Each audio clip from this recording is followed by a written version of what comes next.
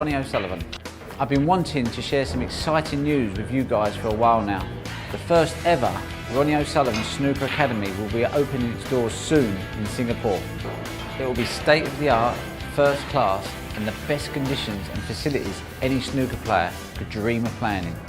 This is the first of many academies we intend to open up in Asia. I'm getting there, baby.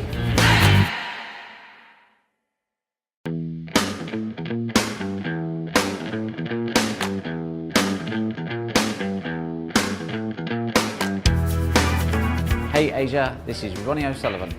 I've been wanting to share some exciting news with you guys for a while now. The first ever Ronnie O'Sullivan Snooker Academy will be opening its doors soon in Singapore. It will be state-of-the-art, first class and the best conditions and facilities any snooker player could dream of playing in. This is the first of many academies we intend to open up in Asia. I'm getting there, baby.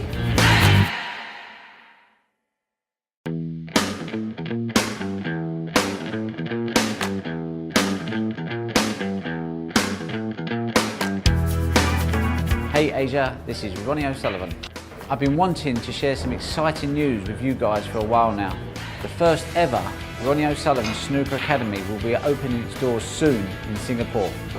It will be state-of-the-art, first class and the best conditions and facilities any snooker player could dream of playing in. This is the first of many academies we intend to open up in Asia. I'm getting there, baby.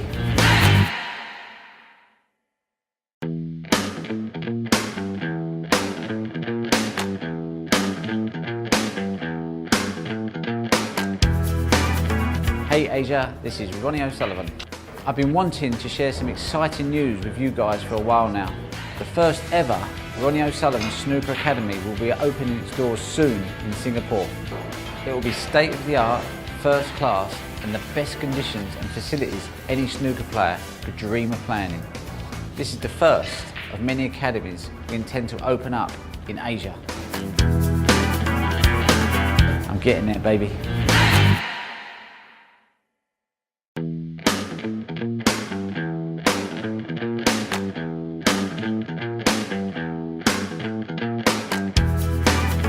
Hey Asia, this is Ronnie O'Sullivan. I've been wanting to share some exciting news with you guys for a while now. The first ever Ronnie O'Sullivan Snooker Academy will be opening its doors soon in Singapore. It will be state-of-the-art, first class and the best conditions and facilities any snooker player could dream of playing in. This is the first of many academies we intend to open up in Asia. I'm getting there, baby.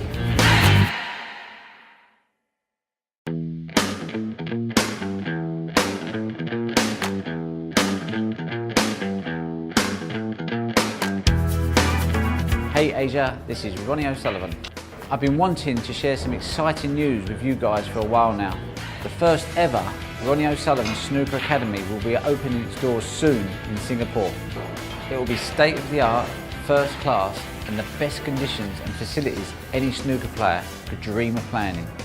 This is the first of many academies we intend to open up in Asia. I'm getting there, baby.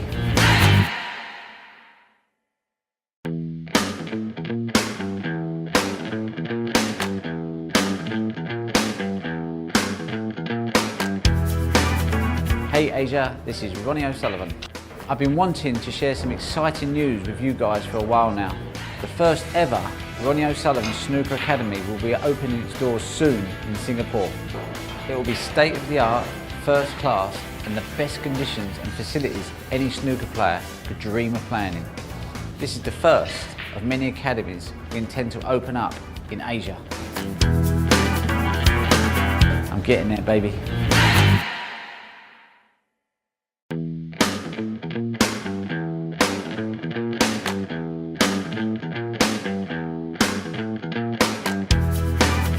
Hey Asia, this is Ronnie O'Sullivan. I've been wanting to share some exciting news with you guys for a while now. The first ever Ronnie O'Sullivan Snooker Academy will be opening its doors soon in Singapore. It will be state-of-the-art, first class and the best conditions and facilities any snooker player could dream of playing in. This is the first of many academies we intend to open up in Asia. I'm getting there, baby.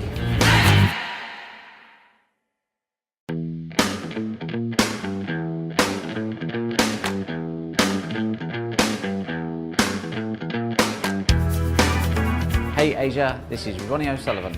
I've been wanting to share some exciting news with you guys for a while now. The first ever Ronnie O'Sullivan Snooker Academy will be opening its doors soon in Singapore. It will be state-of-the-art, first class, and the best conditions and facilities any snooker player could dream of playing in. This is the first of many academies we intend to open up in Asia.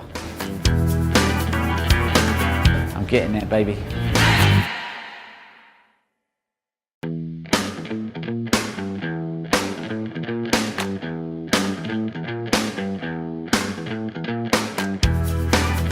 Hey Asia, this is Ronnie O'Sullivan. I've been wanting to share some exciting news with you guys for a while now. The first ever Ronnie O'Sullivan Snooker Academy will be open.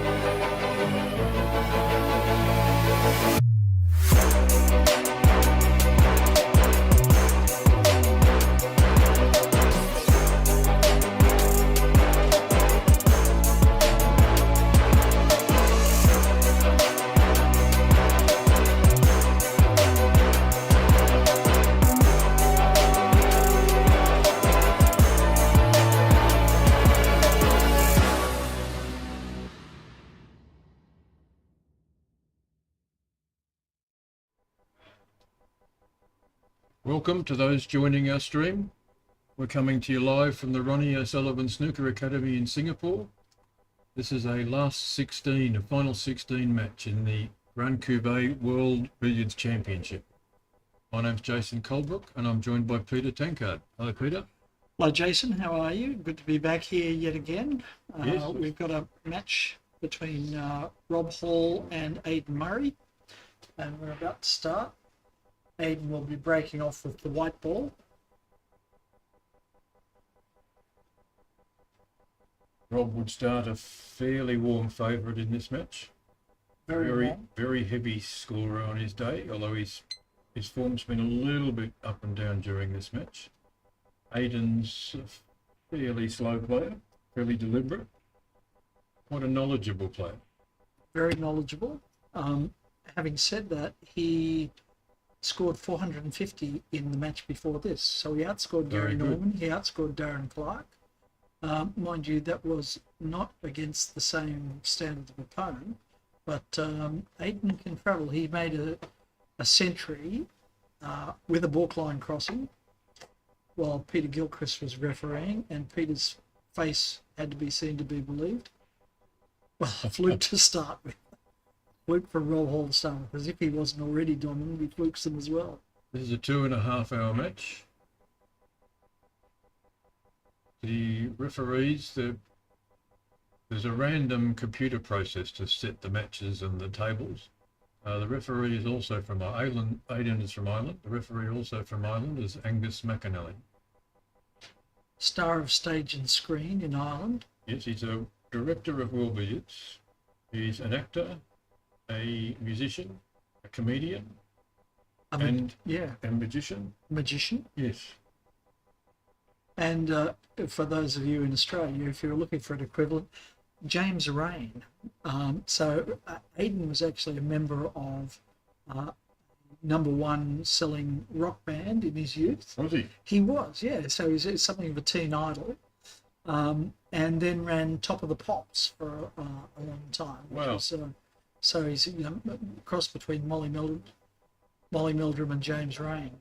Very close to getting the shot. Rob should be able to screw back off this red or come through and leaving it off the white. Looks like he's playing the screw back. Don't know whether he's got the angle he wants there. That looks a bit tough. It's a bit skinny now. I don't think the run through enough's on because of the Double kiss. Yeah. Like Podopo and leave the problem for Aidan. No, he's playing a safety. Interesting. But I think that's on as a forcer with Yes, no, I don't think he'd be left-hand happy side. with that safety. Top spin forcer, he should get the yellow out of balk too. Look, he's hitting the playing- cue ball low. Yeah, well, might be playing it with stun to widen it out. Yes, he did, but he didn't need to. Now, this is it's barely worth calling this red a forcer. It's he can keep this under close control, even as wide as that is. Well played. Just to make sure he didn't hit it too thick and let the red kiss the white.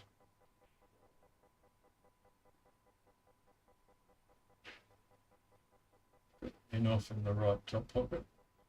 A little bit close to the pair of trousers shot. He's jawed the Very red. close.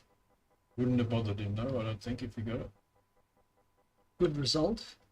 He can pot the red and recover the white in either this shot or the He's next. playing it off. He is. I don't think why he did that, but you'll see him differently. Bring it up to the middle pockets now.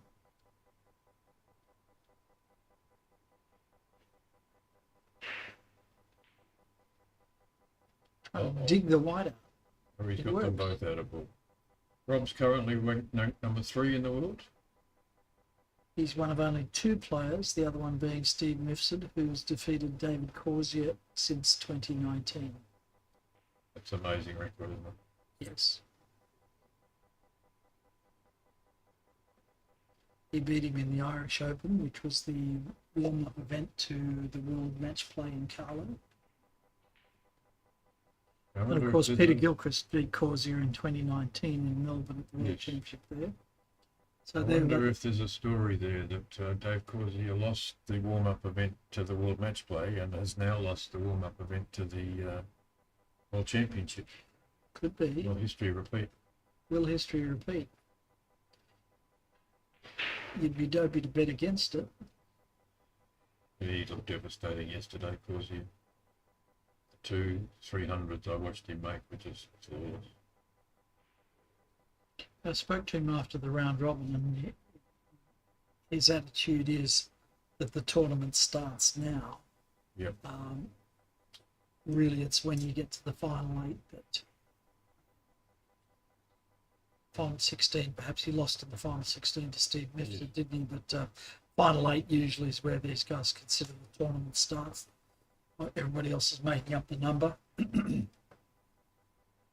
Most of those top guys, it's almost inconceivable that they lose a round robin game, so they've actually got a bit of Yes. time to get a feel for it. Although they are trying to get a good seeding. They're really concerned with Yes. their points differential. Yes. No, they never take their foot off the accelerator.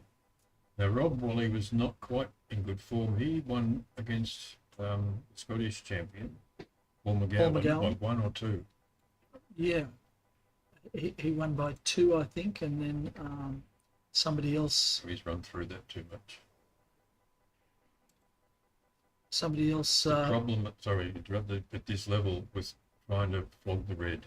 Yes. When you come up against a quality opponent, you leave both balls out of balk and Rob with the ball in hand, and you may be sitting down for a while. Doesn't quite like this angle. Looks like he's playing with red.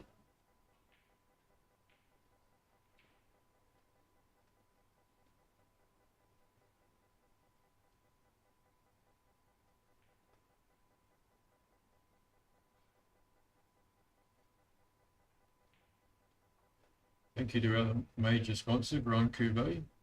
They're a wine company here in Singapore, a mail order home delivery And where are their wines from? all over the world. I'm presuming Singapore doesn't grow any wine. Not that I know of. Possibly, in people's cellars or rooftops, but not that I know of. And That's not a good flavour. it is you go into any wine shop in Singapore and you will see wines from almost every country in the world.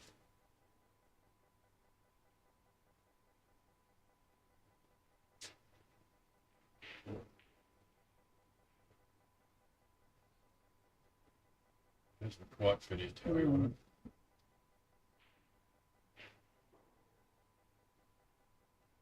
What do you play here? I think stun cannon. Send the white round the table, maybe.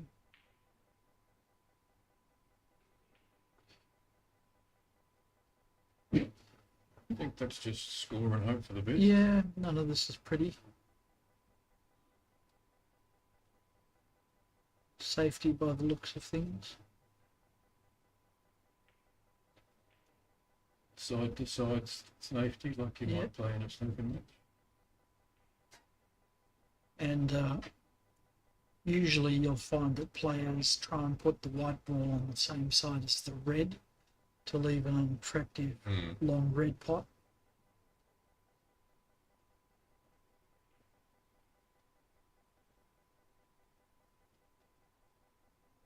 So Aidan's had some good results here. He beat Ryan Mears to top his group.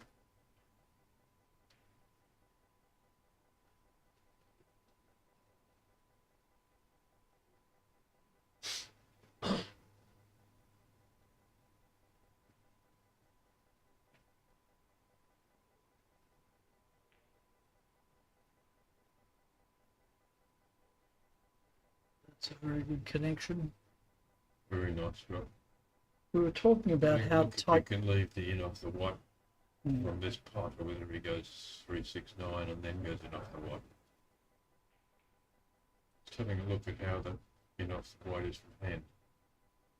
Or he may even just follow this through. Yes, Yeah, it's many choices there. lots and lots of choices, which is what you want in Many billiards. choices, you get confused. So in off, bring this up into a drop cannon position.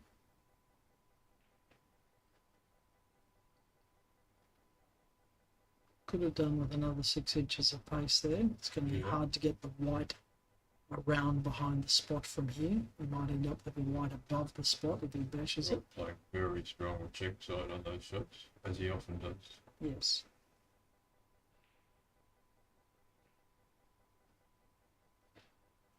I want to see some good slow motion check side. Check out the Rob Hall Billiards website where he does slow-mos of long jennies, short jennies, which just look fantastic in slow-mo, all produced with his Apple iPhone at home. Yes, fantastic. Yeah.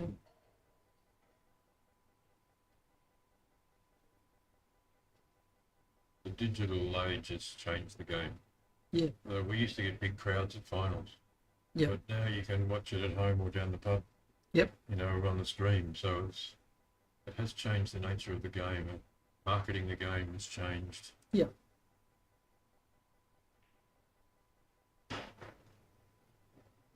Ooh, just dodges the cover. In good shape now. Rob's a very, very strong He is player. a very good putt. These are the sort of putts, though, that people have been breaking down this week. Yes. Especially if you're trying to do a lot with the cue ball. You'll see a lot of these That's guys right. playing the 3-6-9 more often than they would normally, I think. Correct. Well, I did end up playing Rob, and he flogged me, of course, but he had a pot 2 inches out from the pocket, touching the rail, and his cue ball in a straight line at it. He looked at it 3 times, and then looked up at me and said, "These shots deserve your respect on this table." Yeah. Now, we were talking about how tight the tables are, and I want to get your view about why they're so tight. I don't think it's actually the pocket openings. I think it's because the fall of the pocket where the slate drops is so far inside the pockets. Yeah, I think it's actually a combination of 3 things. One is that the actual pocket opening is fairly tight, a little Yes. bit less than what we get used to. Yes. The other one is, as you say, the fall of the slate is a long way back. And the other one is they're not undercut as much as we're used to. Yes. So the 3 things combined make them very unforgiving. Yeah. I play on these tables a lot. If you roll the ball along the top rail, say 2 millimeters out from the rail slowly, it will go in. But if you play that shot and it touches the top rail, it will not go in. Mm. It doesn't matter how slow you play it. Mm. And we sometimes see on the World Snooker Tour, videos, players playing a shot that does touch the top rail and drop. Mm. It won't hit. Mm. Unless it's absolutely dead pace and you get a bit lucky. So are these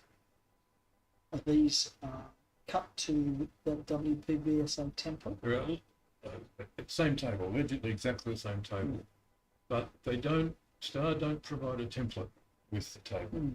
So it's really up to the table fitter to get the pockets equal all the way around the table. Yes. You might get one table fitter that has the side rails a little bit closer to the centre. You end up with a slightly more generous corner pocket and a slightly less generous centre pocket. Mm. There's very little play, but there's a tiny bit of play. Mm. You can bump the rail, even though it's bolted on and the steel inside the pocket leathers. You can still get a millimetre or so of play in each direction. Now, I understand that, and you'll correct me if I'm wrong, that the WPBSO templates are not part of the bucket property. They keep those close to their chest. That would be right. Whereas you can get a set of IBSF templates, as we used at the Melbourne World Championship. Don't know that you can still get them though. Ones No, we they're- used in they're- Australia were the 1981 IBSF template. Waraka Yes. did sell templates. Waraka Yeah. possibly still do. Daphne from Waraka lives in Singapore, big supporter of Q Sports. She is. Waraka used to provide templates with the table if you asked for it. Yes. Made it much better for setting up the table. Well, made it consistent between Yes. different locations Yeah. and.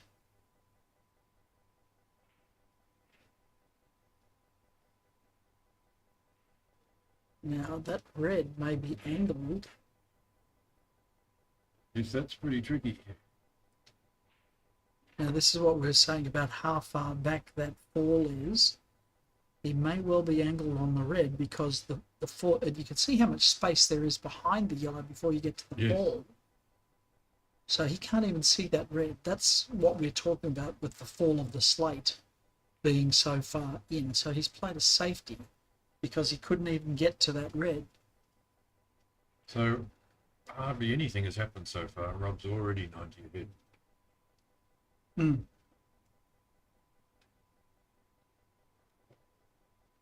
Thank you to some of our other sponsors. The Strawn Superfine, the cloth we're playing on, they've sponsored all the cloths for this tournament. That's 30-ounce 6811 on the cushions. They're great supporters of Q Sports around the world. Aram has provided 12 sets of billiard balls, which are very nicely matched. All sets well within tolerance. Q-Sport Singapore have supported this event and the Singapore Open. Couldn't have happened without the support of Q-Sport Singapore. They've provided logistical support, all the referees payments, meal vouchers, assisted in a large number of areas. Thorn, a shirt manufacturer in Singapore, has provided shirts for the Singapore Open for the players. They're well worth contacting if you have a club or a team, association, you want sort of a uniform. They're not retailers, they do shirts to order. ProScore is a sponsor of World Billiards. ProScore created the software we're using for the scoring. And Jason's too shy to thank the other major sponsor, which is in fact the Ronnie O'Sullivan Snooker Academy, for providing this magnificent facility. Everybody who comes on here will say the same thing. They've never been to a better snooker club. If there is one, I don't know where it is. The facilities here are par excellence. But they have provided these tables and the staff. We've had referees, we've had cloakroom attendants, we've had scorers, and a very enthusiastic team of helpers that Jason's been marshalling here in Singapore. Most of them, this is their first billiards tournament, so they're relying on each other to figure it all out, but they're doing a magnificent job. Very diligent, very attentive. As most people in the billiards fraternity know, we had a preferred venue for this year's World Championship, and the venue changed ownership, and we found out with only about 3 months to go that we needed a new location. 3 months is not a lot of time to plan a World Championship. No. And I went to the CEO here at Rossa, Gary Tan, said there's a chance for us to host the World Billiards Championship. What do you think? And he said, go for it. Now that's an uncharacteristic miss. Very lucky, top red. Yeah, caught it thin. See, there was no hesitation in supporting it. Really. Relatively new venue, chance to host a World Championship. A little bit of exposure outside of Singapore. I mean, this is a commercial venue, so the owners are giving up income from the tables. They're still incurring the rent, they're still incurring the lights, they're still incurring the staffing. We have now so 600 plus members. There's 3 days where they get no access to the tables and another 3 days where they've got very limited access. So a big thank you to the directors and owners at Rossa for stepping into the breach. So what's the news about Canada hosting a championship? They were very enthusiastic in 2020. Yes, they were very enthusiastic because 2021 was going to be their anniversary year. 100 years. 100 years of their local association. And they had a good local sponsor who was going to support the event. Sadly, the local sponsor has passed away. Jeff Corbin. And no longer their anniversary year. Yeah. They've suffered with COVID, as have many places around the world, not much play. I'm just not sure whether that will happen. Yeah. There's currently no plan locked in for next year.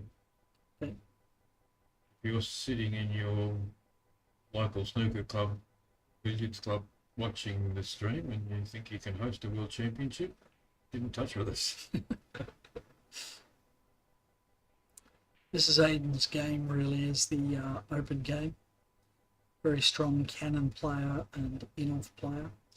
He's managed to make the adaptation to these tables more successfully than most of the players here. He plays a very slow and deliberate style. That's a lovely shot. Yeah. Lucky he doesn't have the roll down in off the yellow to chip it back behind the spot, but he really left them in good shape. Grant Meadley from Sydney is suggesting Marty's Club. Yes, that's being refitted with brand new steel back rails and molding rubber cushions. superfine cloths, and I think they're investigating heating the beds. So that's really that would be a potential venue. I think there are 11 tables there. Grant, correct me if I'm wrong, but it's a great club, and they've been very strong supporters of snooker Very. over the years. But So everyone enjoyed being in Melbourne, Australia for the 2019 event. yes, The 10 tables. right, I know that the committee, which you and I were both on, yeah, that sort of organised the event there, most of those guys said they'd like 6 or 8 years off before hosting another one. Well, having said that, I think another one would be less work now that we've figured out quite a lot, Yeah. and everybody knows what their roles are and what to do. Doing anything the second time, my dear departed dad used to say it was very difficult to sleep with the woman next door the first time. So, not that he ever did, I should add, but as an expression. As a director of Wilby, it's one of my personal preference would be to see next year's World Championship return to England. Yeah, But we actually, at the moment, don't have a venue in mind that we think would be perfect. Southwest Snooker Academy. I don't know that. The guys over there are considering options. Yep. Some venues have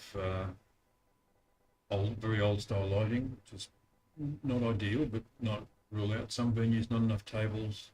Some venues accommodation in the Yep. town. Yep. Sometimes it's just a case of historical lack of support. I'm not having a go at anyone here, but Yep. when we take events outside of England, we get support from the local association, Yep. usually the local council or the local government body, and sponsors are interested.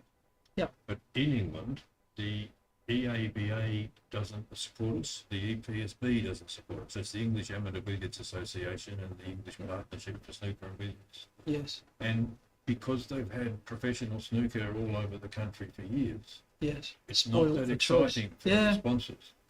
Yeah. So it's unfortunate that there's just no venue jumping out at the moment as a likely contender. We would love to go back to the Northern Snooker Centre in Leeds, and we'll certainly have a conversation. That putt's missed so often. So It's just so difficult on these tables. yeah. So yeah, we don't know where next year will be. Options are Okay. open. There's In Australia, we've probably got two or three clubs that could host. Mounties being one. Blacktown, Sabato is not really. It's not an ideal venue. Commercial Club at Albury, Yeah. RACV. That's about the limit, isn't it? Really, but here in Asia, there are so many clubs. I'm sure that there's two clubs in Thailand that I'm sure would love to have High the end. event. Yes, and another one. Yep. If there weren't political brick walls placed in our way. Yes. If the Asian and Southeast Asian players were free to play. But Yes. again, it wouldn't be my preference to have it 2 years in a row in Southeast Asia. Yes. Although the future of the game is in Asia, there's no Yeah. doubt about that. For all cue sports, you look at the level of support that players and clubs have here. We find it difficult to replicate that level of enthusiasm elsewhere.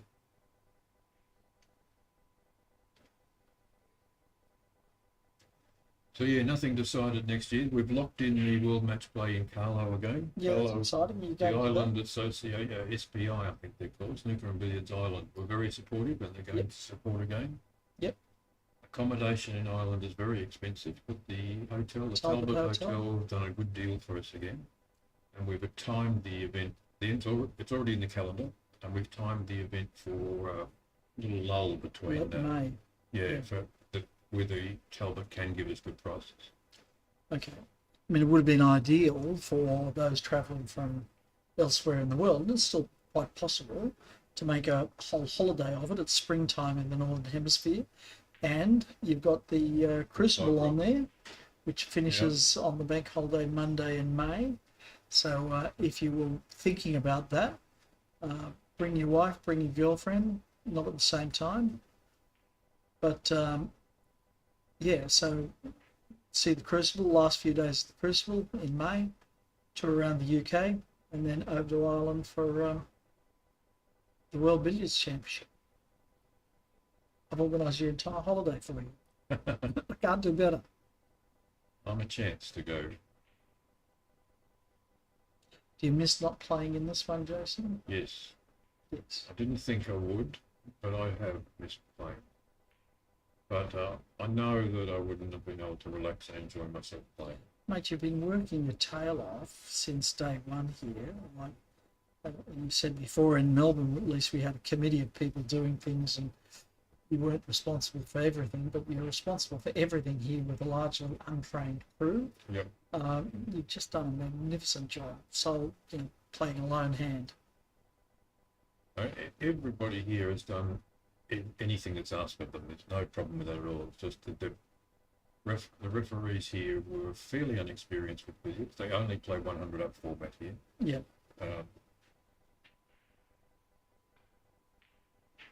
Quite a few things that are different, but they've all done their very best to get up to speed.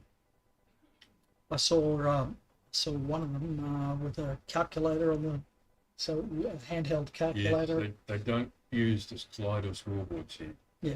For those in some of the Western countries, they don't have the roller type scoreboards here. Yes. Maybe some of the older clubs that have English tables and English scoreboards do, but they use a slider type scoreboard, Yes. which is like what More like comes- an abacus. Yes, which that's what comes if you buy a Schindler or a Yeah. Star table. They use those, and they don't use them here. The referees don't use them here. They write with a marker on a whiteboard or a blackboard, and that's fine for 100 up billiards, and that's fine for snooker. Yes. But you can't score 1199 points like Dave did the other day. It's writing the breaks up on a whiteboard. Yes. Or probably even worse, a 300-point match where that's represents Yes. 50 visits. Yes. So Aidan made that cannon as judged by his countryman Angus McInerney, the referee.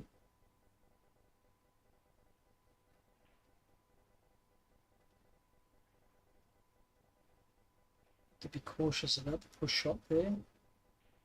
Good result, Aidan. Yeah, not a bad result.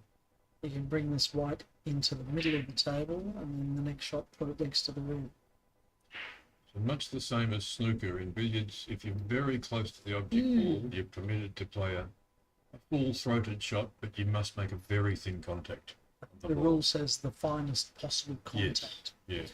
And I think if super slow-mo photography might show that the tip is in touch with the cue ball and the cue ball is in touch with the red, but as long as you've done the best you can, no referee will fail you.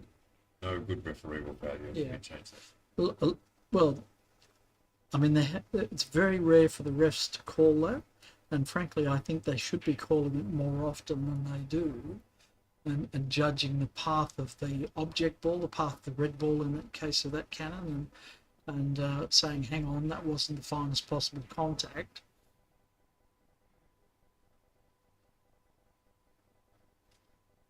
It's they say it's one of the three problem areas of refereeing snooker is that rule about the finest possible contact. Yes. The other one's judging the simultaneous hit, which is invariably done at 100 miles an hour.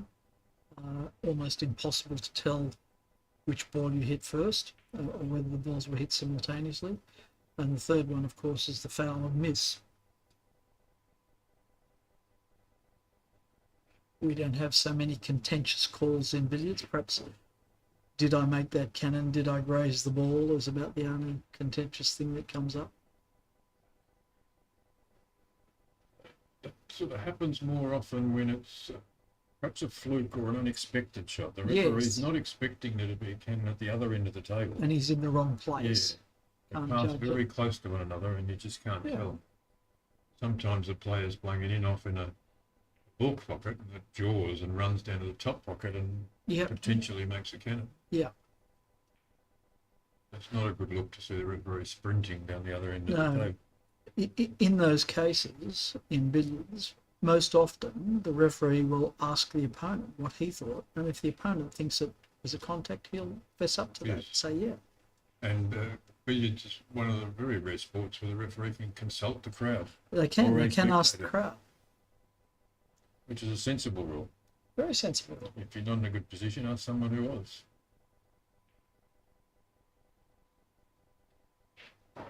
We don't ask the people in the player's corner, though. That's right.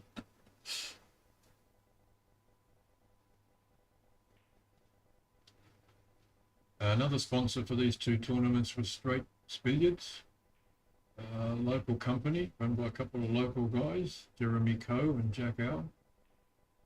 They do cues, tips, and a cue exchange where you can go log onto their Facebook page and offer your cue to be available or ask what you're looking for. Like a buy, swap and sell. Something like that, I think, yes. Haven't been on it because I'm quite happy with my cue. Well, so was Jonathan Jonathan Marwood, Marwood. If you're watching the stream here, please tell us where you're from, what time of day it is there, and see if you can predict the final score here in a 2.5 hour match.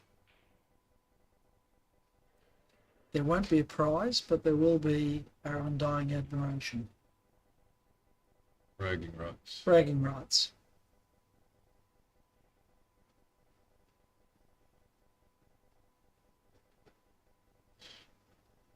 No man's land then. It's either a long loser or a forcing it off in the middle or a Short Jenny. Short Jennies are harder on these tails because Three there's unappealing options.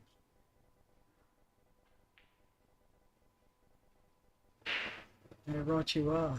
And like always, well not like always, like most often at this venue, that's missed on the wide side. Yep.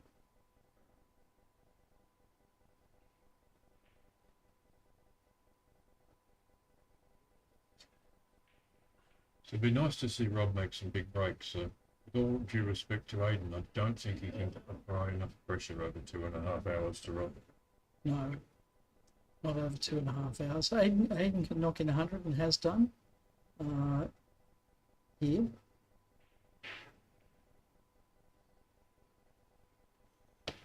The woman you could just see sneaking into the arena is Anna Lynch, Rob's wife.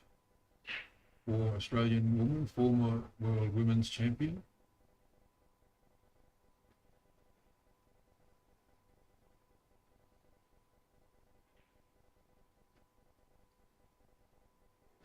She loves watching Rob play.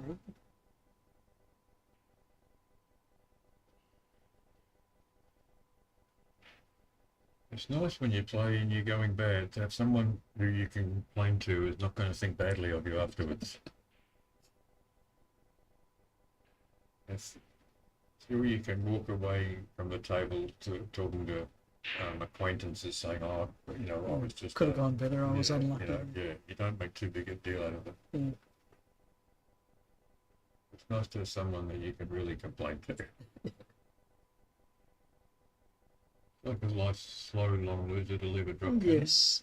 Yes. So just bring it around with one, maybe two cushions to leave a drop cannon. Pretty reliable on these, Aidan, these long, slow ones. Very nice. There you go. Beautiful. Well controlled. Nice We pace. might see a nice drag drop cannon here. I don't know whether Aidan likes to play drag or just hit the ball slowly. Slowly by preference.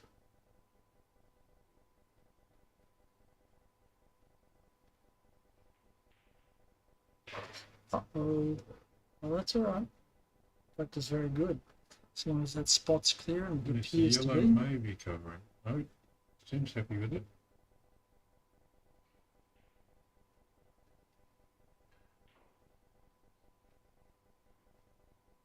So let's see how Aidan's floating whites. Not as strong as Rob's, but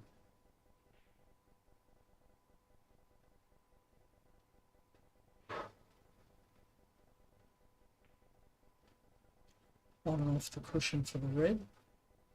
Doesn't want it straight. He's got a little bit of angle to work with there.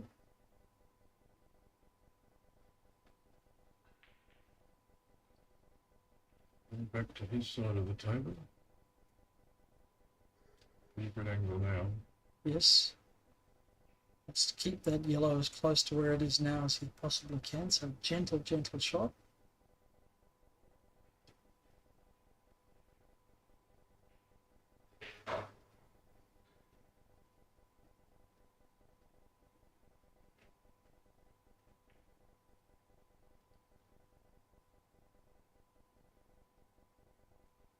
For those of you who may be new to billiards, this is the aspect of the game that looks so incredibly easy. You go, well, what's the big deal about this? Go to your club, set up the balls, give it a try.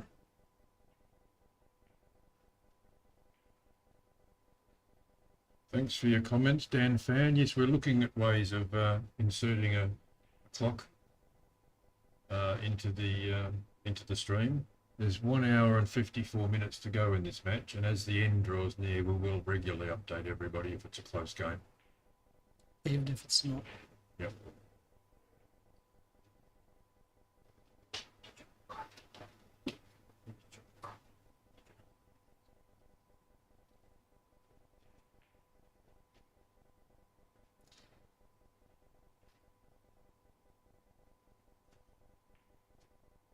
Oh, he's just missed that cannon, trying to be a bit too delicate. Now, Jason's taking a brief break, and we're joined in commentary by the great Kiwi, Wayne Carey. Hello, Wayne, how are you?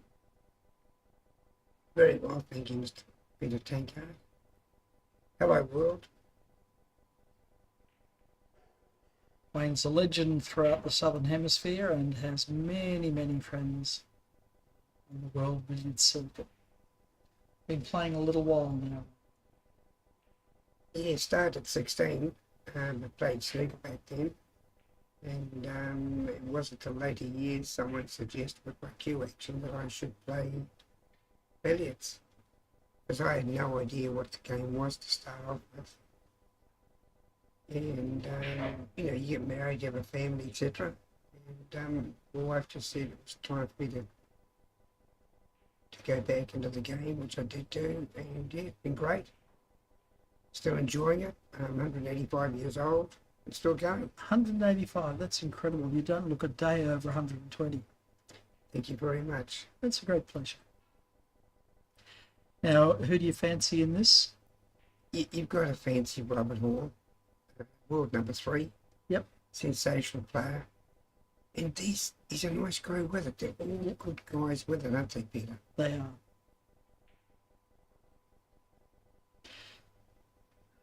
Almost looks like standard centre spot long loser here. And obviously that'll develop the drop cannon afterwards.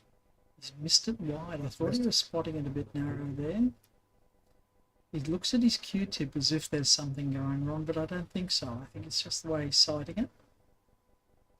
Did wave his arms in the air, didn't he? So something Did a little. Aidan's pretty unflappable. He'll just keep plugging away here.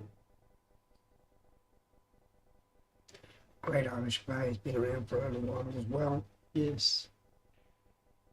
You'd remember him from your matches during the Victorian era, wouldn't you? Oh, we did. Yeah, We in the did, 1800s, late 1800s, you were playing a lot. He's tough. Good player. Tell me. He's tough. Tell me. A wonderful sense of humour with it. Oh, like all the Irish. So Irish referee and Irish player.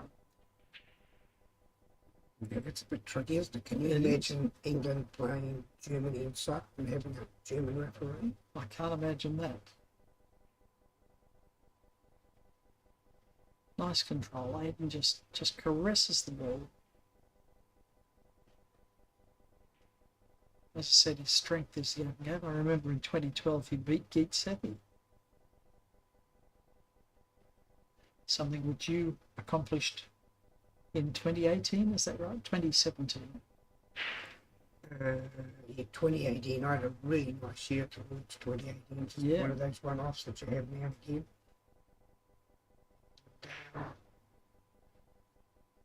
Yeah, fair to say that Geet wasn't playing as much as he had been, although Rav Kathari did make some nice comments the next day on the lift when we were going down. Yeah, I mean, Geet's a legend of the game. One thing that I like about the Indians is play like ch- they play like champions, Yep, but they also act like champions. they do.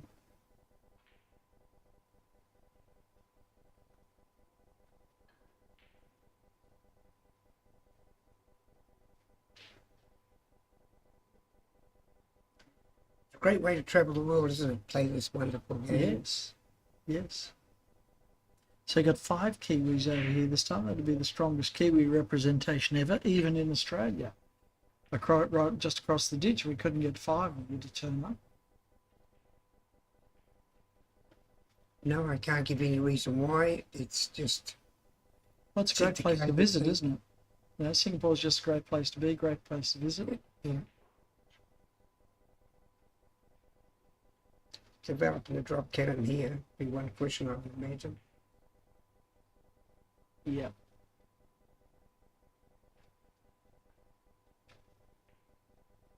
Third one inside. And here's top of the table. Kind of. Still Wow. got to develop that wide. It's not really in the zone yet.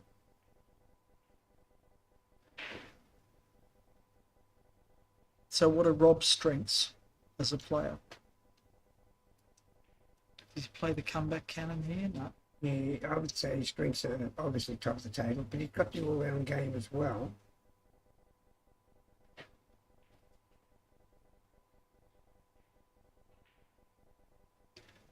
So he didn't mess around there, did he? He went straight out. Didn't like Yep. He went straight away. Yep.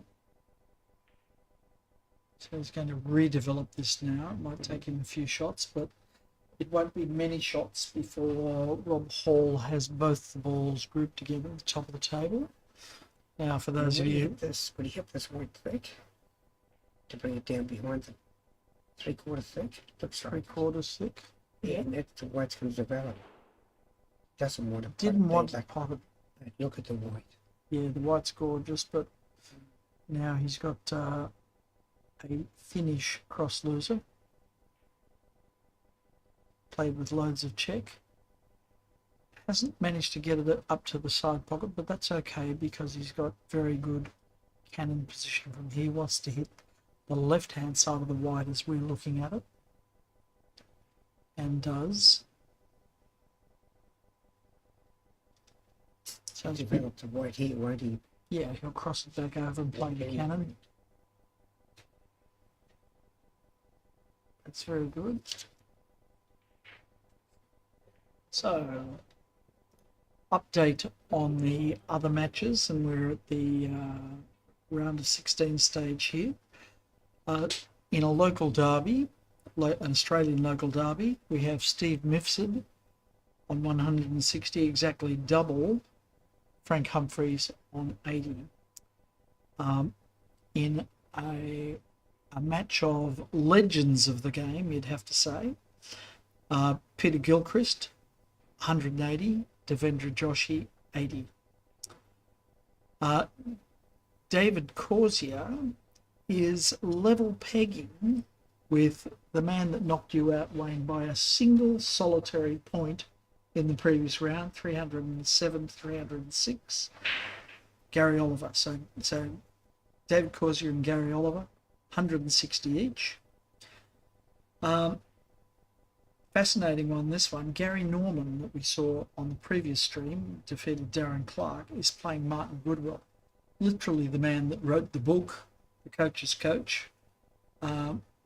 87 to 72 in what appears to be a low scoring and predictably scrappy match. Jonathan Marwood, lovely, elegant player, is leading Phil Davis. Phil Davis got a bye through to this round by topping his group with an unlikely win over Ryan Mears. And so Johnny Marwood leads Phil Davis 140 to 180. Now, the man that we had in commentary earlier and that we described as being a very fast scorer is living up to that reputation. So Peter Sheehan leads Chris Coombe 300 to 60, and Ryan Mears leads Chris Mitchell 160 to 80. So in terms of matches, at about this point, Rob Hall is scoring maybe a little faster than some of the other players, except Peter Sheehan, who's on fire. He's, for those of you who have not seen Peter Sheehan before, very David Corsier-esque, I would say. It's Corsier-esque a word? If it's not, I just made it up. But stylistically, a lot like Corsier, fast, open, but also very tight at top when he's there. Lovely Potter. Incredible player. Was on the pro billiards circuit for a while. Now is a full-time policeman in Yorkshire, but or Liverpool, I think he is actually. So he's had a long association with the game, but an 18-year hiatus, he said, while he was raising a family and getting on with the rest of his life.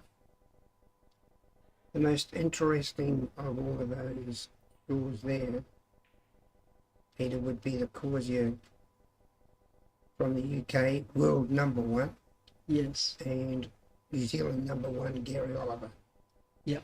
Now, Gary Oliver's been 19 times New Zealand champion. How many times have you been New Zealand champion? In the actual New Zealand one, I've actually held 26 New Zealand titles.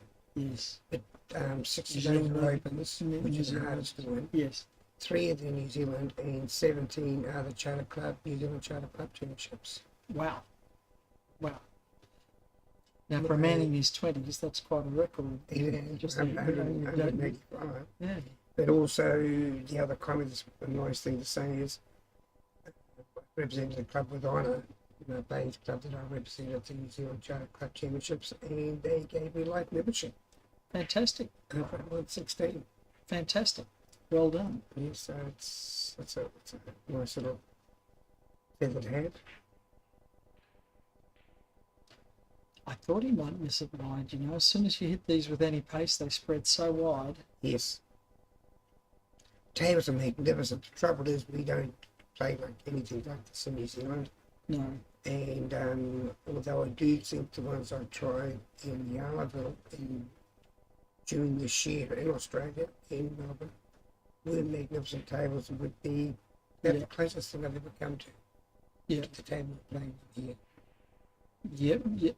Yarraville, the pocket cuts are easier. These are different again. We won't see, by my prediction, a 500 break in this championship. Just too hard. The 300 break feels like a 600 break on any other table. But it's for billiards, it's a case of finding the right balance, isn't it? You don't want the tables too easy, but for most of us, these tables are too hard. I think it would be fair to say you've struggled this week, Wayne, as much as anybody with the pace control and with the accuracy required.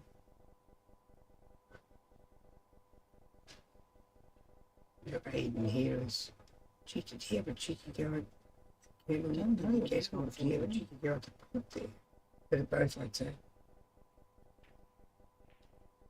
So what do you play here? Cannon, white cushion, red. Yeah. Very successful.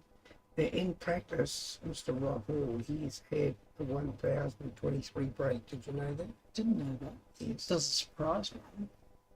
And for anyone who wants to know what 1,000 break entails, it actually entails around 400 consecutive scoring shots.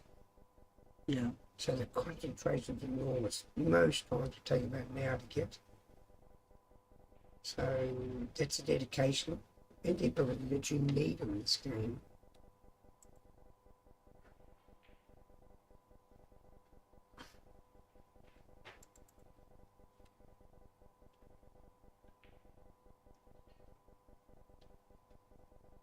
The shot was to give him a cross loose or the enough white and he preferred. Clever shot. Clever shot. Now try and leave 2 half balls here. He's got one already on the white coming from Wolf. No, he's just elected to keep that red where it was, and now he'll try and promote the white into a drop cannon position. Very soft, I don't think. He's played a fair on and amount. off. Yeah. Hard to this angle, of course, but there's a drop cannon coming up here. And That's a very good it gets that position. high. They hit this 3/4 thick. Mm. The white will be 3/4 thick, and it develops the white better and slows. Little lead. Watch out for the cover. No, all good. So, question is Wayne playing the Sydney Open? Grant Needley's asking. No, I'm sorry, I can't. Obviously, got a young family, etc. Or an older Yes. family now with all the grandchildren, and I'm away for 10 days at present, and just really just don't want to leave the wife for another 3 or 4 days within a week. Yes. Um, So the answer is he's been banned by Gainwell. yes, that's a very good. Hello, Mark. I just realised there's some writings up here on the wall. So my apologies. On the Facebook comments. Isn't this great? All you guys watching this, isn't this terrific?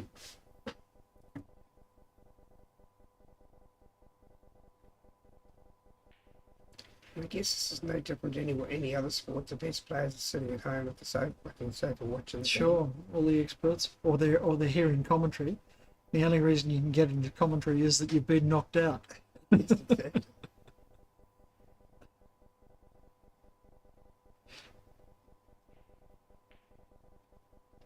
So by definition, we're the armchair experts. Yes. Can't do it, but happy to talk about it. Yeah, nicely developed. And both the Yeah. white and the red nicely developed. He's so quick and fluid at top, isn't he? Yeah. He just doesn't dilly-dally about it all. And maybe that might be one of our problems. I'm getting down to pot a red like that. My feather 500 times. Yeah, me too. And But then finally get the ball go. he and If they Corsia, get they're down one or like two single feathers, strike, it's not yeah, the shot. bang. They had quite a long pause on that shot. Did you notice? Yeah. Excellent on the back pause. He does. Spoke to Mike Russell about the pause some years ago. Yes. And I said, is the pause necessary? Absolutely was his comment. Yes. Yeah.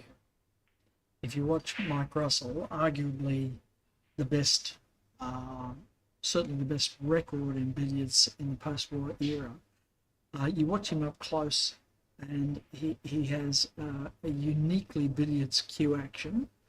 Oh, that's a nasty, nasty cover there. I think he's learned that shot off me. Yes. Would you play those two? I play that same shot, yeah, Yeah. it's one of my favourites. So round the table, chasing cannon. And it does Let's see work how if he you get goes. it. Get It out of goes. there, ref. Gets it. Yeah, I told you that was easy. Fantastic shot. Yeah. Fantastic shot. Well, most of you guys will already know anyway, but Steve Misfit had a sensational Singapore Open. Oh yeah, didn't he? Say defeated David Corsia. Something that's happened 3 times since June 2019. That's playing tournaments week in, week out. Hasn't lost a scratch match. Okay, I'm going to throw a wild one at audience here. Anyone who knows the game, this could be, no it isn't. Anybody who knows the game knows the gentleman, Knows what? Mr. Misfit, Steve Misfit. Yeah, yeah, yeah. So how come in other sports, things like that, people get nominated for Queen's Honours? Why has Steve Misfit been nominated for Queen's Honours? He's been a world amateur snooker champion. Yes. The Oh, guy's an I can answer excellent that very quickly, Wayne. In Australia, we gave up imperial honours in the 1970s. There are no knights, there are no MBEs, there are no OBEs. There are a couple of them still surviving, but no, we don't. We have our own Australian honours, but he hasn't been nominated for that either. But certainly not Queen's honours. So why isn't he? Well, hasn't he had? nominated for Australia. Well, Honestly, I know that. It's about eyeballs, I'm sure. You know, Yeah. Steve. You know, this is in Australia. These sports don't have the profile that they have in other places. Someone on the board can surely nominate. I suppose so. I don't know the answer to And, that. But Steve is a life member of the Victorian Association. He's certainly recognised within the community as being the champion that he is. But you're saying outside of the community, well, that's a little harder. That needs eyeballs. It needs public profile. But you're right. You know, I mean, for the dedication, the amount of time the guy's put in, playing as an amateur, paying his own way everywhere. It's a tough living, and he does. This is what he does. It's a tough way to make a living. Yes, I agree. Graham McNeil, a lot of you people, especially Australians, listen to this, would know this gentleman. I know that he's tried to get Steve Misfit nominated. It's Right. people just won't go any further with it. Well, he certainly deserves it. Certainly deserves it. And he is in fact the kind of guy that you would want to have those honours. He's such a humble gentleman. Yes, What a that's true. lovely shot from Aidan. Big long check side, just had to squeeze past the yellow, had to calculate the throw of the ball. Now, Grant Meadley's pointing out that we have the Steve Miff honour board at Mounties now. Yes, there is one entire wall, the back wall of the snooker room, has photos, it seems almost exclusively, of Steve Miffson. And they play a lot of tournaments there, and Steve's still playing in the tournament, so it must be quite unnerving for both Steve and his opponents to see 20-foot high murals of Steve Miffson on the wall while you're playing against him. I'm sure it put off Roger Fairbrother when they played the Australian Open snooker final just 4 weeks ago at that club. Look at this lovely floating game. A comment. If he's got a full wall, He's got a full wall in within the Mounties community. Club, Within the why can't he get community, nominated? everybody knows Steve Miffson and the great things that he's done. Everybody knows. Outside of the community, that's a much harder ask. But every year we get people get on the honours board in New Zealand, and I've got no idea who they are. Yeah. So what I'm small saying to you, we need someone to nominate someone in our sport for these things. Yes. So you know, people get nominated for volunteering. Yeah. Yeah. I'm not running down anyone, by the way. Just making a comment. And even Q Sport. Oh, what a good solid pot, eh? It's nominated anywhere. That was a great pot, wasn't it? Yeah. I think Aidan's playing as well as I've seen him in quite some time. Very steady over the ball.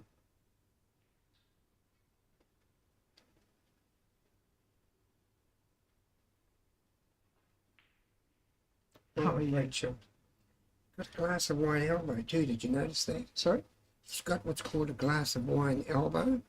No, I don't know You what could that put is. a $200 glass of wine, $200 glass of wine on his elbow. He plays the shot, and he would spill a drop. Watch his elbow. Okay, I lied. Well, But it it's was, it was a before. foresight. He would have lost his $200 glass there. Yeah. But I hear what you're saying. So he Yeah. keeps the point of the elbow in the same place all the Very time. good. So single, probably 2 cushion cannon here, I think.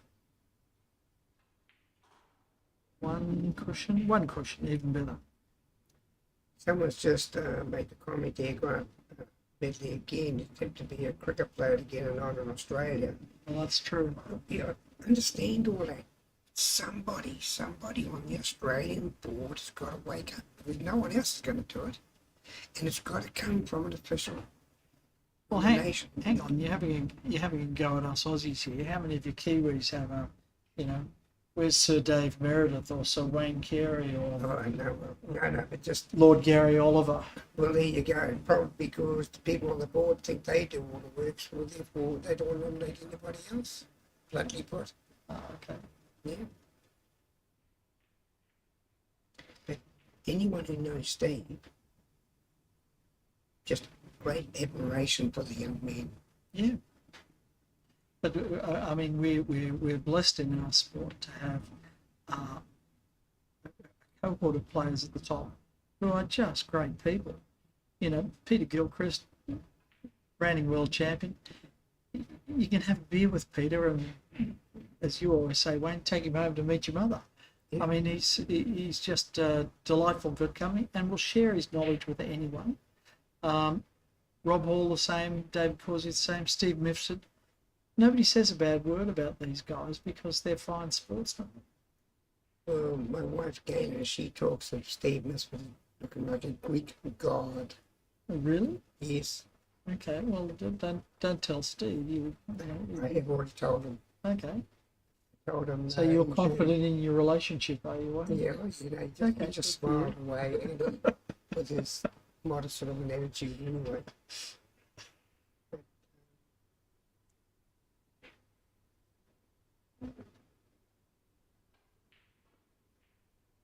I like that one from very good, Grant. That's a very Trevor Chappell deserves a knighthood for his service to underarm bowling. He didn't say underarm bowling. He just said Yes, service he to does. bowling. It's all written there, surely.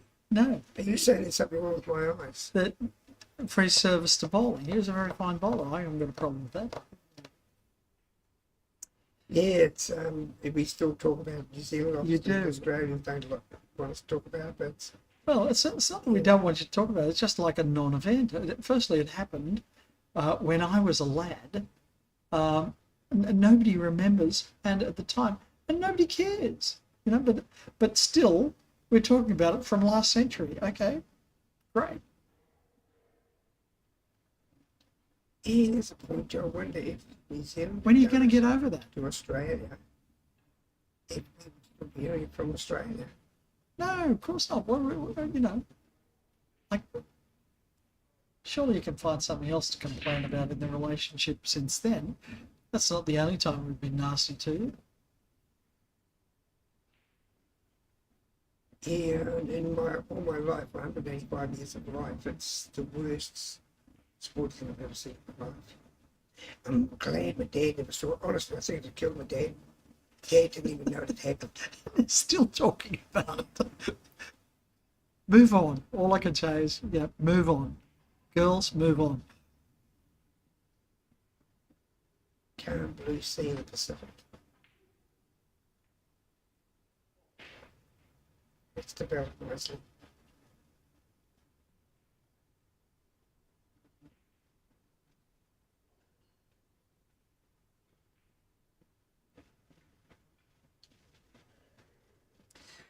Well, Rob hasn't knocked in a big one yet. I would have thought that by now. I mean, I played Rob in the group stages, and I think he knocked in 4 over 100 against me, and he hasn't done that yet. He's looked a little bit out of sorts.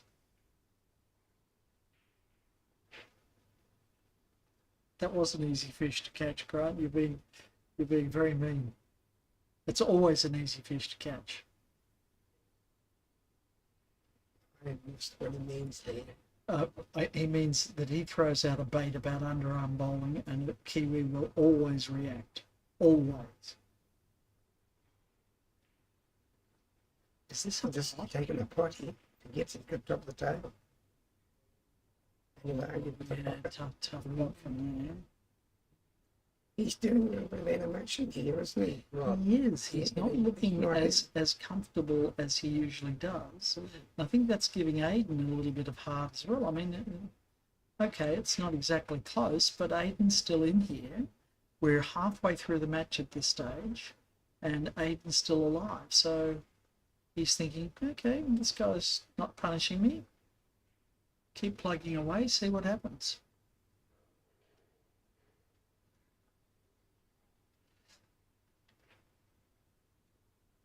Rob is a type 1 diabetic, so he can be a little bit variable in terms of where his blood sugars are sitting.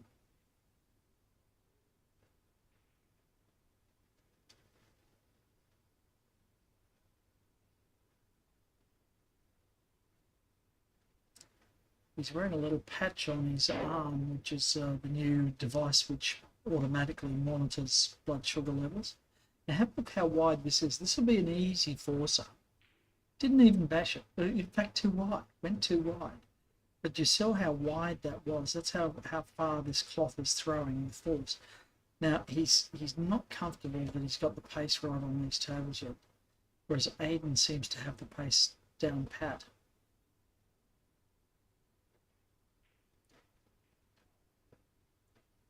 So this Q arm's in a very nice line, isn't it? Yeah. Once with Now we'll watch that the point of the elbow and see what see he's how saying. I see if he goes to pass the line. You know, he split it again. It's a little bit longer. A little bit longer. And sometimes you do drop the elbow in billiards to get through the ball, particularly when you're playing side spin where you have to push your cue through so far. The only way to do that, unless you've got arms like Peter Gilchrist, is to drop the elbow and push through. So it's not always a sin.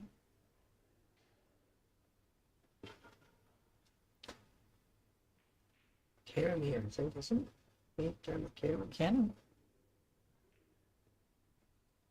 Well played. Well played, sir. Not a great result. Got to take on these edgy pots. Now, is he going to make this weight or not? I'm going to back him out. I'm going to put money on this. I'm going to say no. You're going to say... Yeah. I think if you get down, you don't like the shot. The brains talked about it before you played it anyway. That's so true. And of course, Rob Rob's Hall getting looking glum. frustrated. Nothing better left.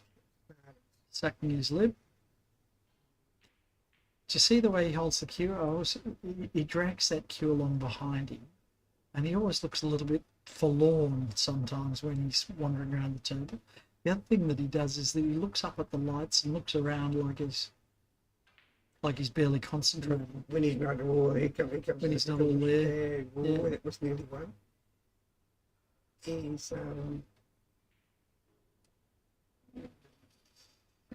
very frustrated with the leaves, I think, as much as anything else.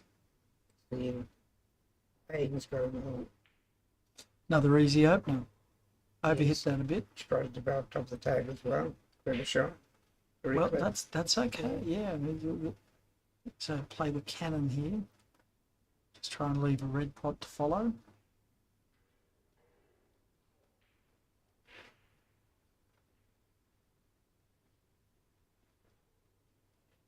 Look at the range of ages here.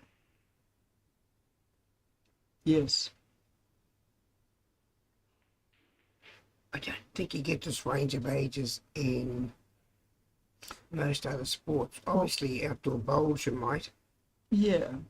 But But we not had a match many earlier others. between Frank Humphreys and Terry Azor, both of whom look hale and hearty and fit. But in fact, the combined age was over 150. Wonderful. Yeah.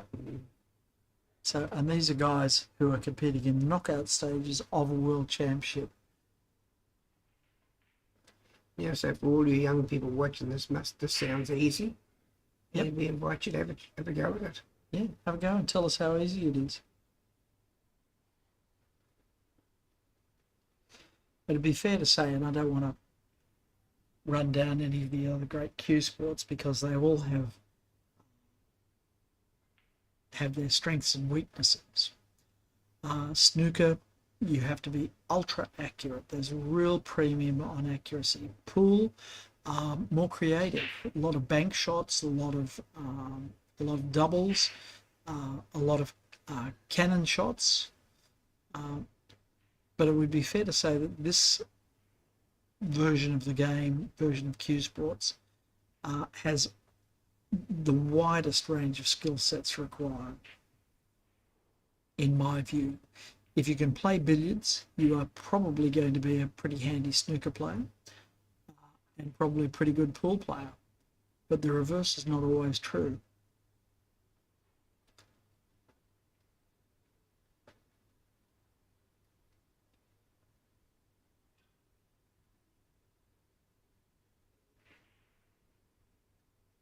green and yellow to red. Just get a bit of a loose head, didn't he, on the shot? So there's Grant Meadley being the Clayton's commentator, the commentator you have when you don't have a commentator. It's time for a Bob Marshall story. What he's referring to is a little unlucky for Aidan there. He didn't want to pop that because now he's got not too much of anything. The Bob Marshall story he's referring to is the fact that Bob won his national championship in billiards 51 years apart. Now, there is no other sport where that is even imaginable, let alone doable. 51 years. So he won his first Australian billiards title at 26 and his last at the age of 77. Plenty of them in between. But that's got to be a sporting record that can't be duplicated anywhere. What's it off the cushion? And the skill level that's required, it's unbelievable, you know what I mean? Yeah. It's, because there's always lots of those sort of things. I was talking with Aidan Murray earlier, and of course, typical of the Irish jovial attitude. He was quick to point out to me that he went to a funeral the other day. It was a vegetarian's funeral. Really? And he said it was quite surprised. It was quite a big turnout. So it was quite quite a lot of people turned up. Turn up? Yeah, it took a while there, didn't it? It did. It did. Yeah. The others got that.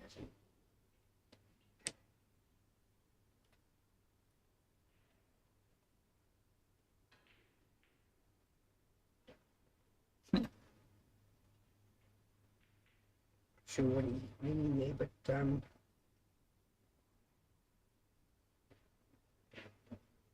what would you do here? Forcing an referee? That's on you too close to the cushion. Can't dig into the ball. So, Like run straight through off the lines cushion. there, difficult on the ball. He's able to Yeah. I think, look at this. The elbow's right up. It's amongst the lights. Oh, What a well wonderful done. shot. Sit Well, too of course, close to the I- cushion. Yeah. It's not up and under. As a matter of fact, I Yeah. only really ever remember. You're wrong I remember 62 you were wrong, weren't you? 1962? No, when I was 5. When you were 5. When I was 5, what happened is the lady next door was pregnant, and I remember Mum, we went over to the lady's house. In those days, they got a piece of string with a ring on it, and Yes. they would hold it over the lady's tummy. And if it went in a circle, the expected Was that a baby boy? was to be a girl. A girl for sure. But if it simply went 12 o'clock, 6 o'clock, 12 o'clock, it was to be a boy. Yes. So, of course, they all said it was going to be a boy. And Mum asked me while we were all there, because, you know, it's a typical, I'm just 5 years old. Yeah. And my mum, it was the first time I'm wrong. I've ever been wrong, by the way. Yeah. I You was said. quite shattered. But my mum had asked me what that they said was going to be, what the ladies all asked me. And I said, oh, I think it's going to be a girl. And all the other people said it was going to be A boy. a boy. Well, this was on the Sunday, come Tuesday the baby's born, Mm-hmm. and it was a boy. Then you were right. Now, I didn't get to sleep for about 3 nights, broken hearted. But 18 years later, they found that I was right. Oh, okay. Okay.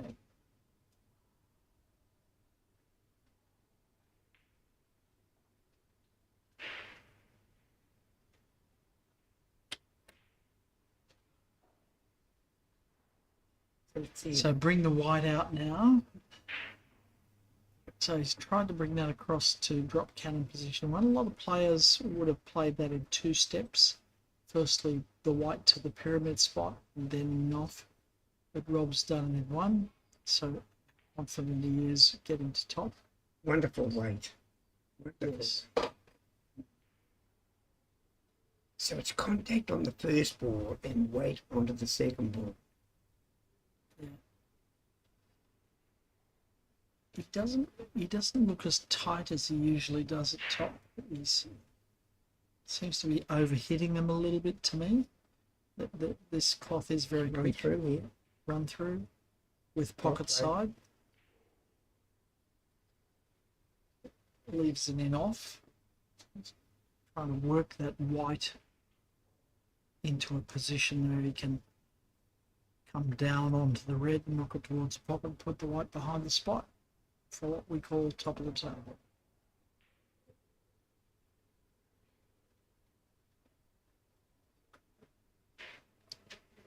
It's gone out of magic circle range. That's, yes, so in off the red here. If you can squeeze past, I think you can. Yeah. This could end up nowhere.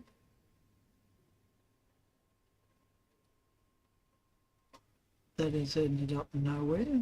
So now he has to bring the white around to the red, off at least 2 or maybe 3 cushions, and leave it close to the red. And misses it. So there you go. Just he's a bit out of sorts. He's just a little out of sorts here. So, and again, left Aidan, not an easy starter, but a starter at least. He's got to screw in off the red.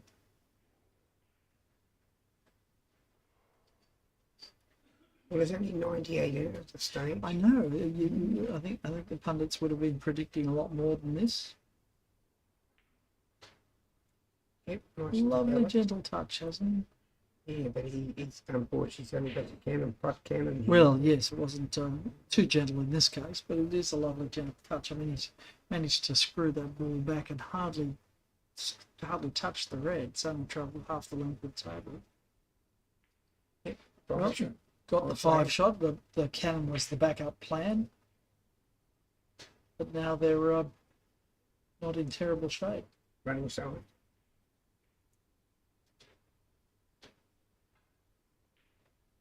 Too much. Too thick. So, I think. yeah. Have you noticed too when you put side on the stick of cloth, it twists a long way before. How much it hardly moves on the cloth, but it throws off the Q-tip. Now you might not have noticed you're using a Predator low throw Z shaft, I think, is that right? Yes. Yeah, you might not have noticed, but the Superfine definitely throws off the ball a lot more than the other cloths, maybe because it doesn't have the kind of resistance. It's so slick it doesn't have the resistance, so you get a lot of movement of the cue ball when you're playing with max side, a lot of movement, initial movement on the cue ball, but then it doesn't drift back on the cloth. No, it doesn't. It doesn't drift back on the No, cloth no, at it all. doesn't bend back into it. No.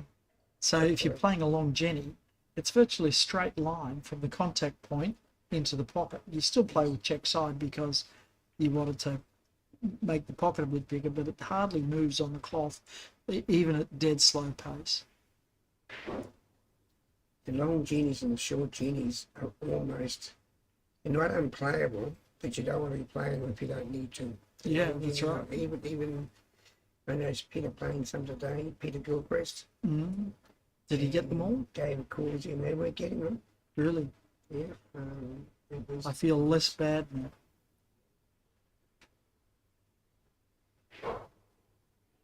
clever shot.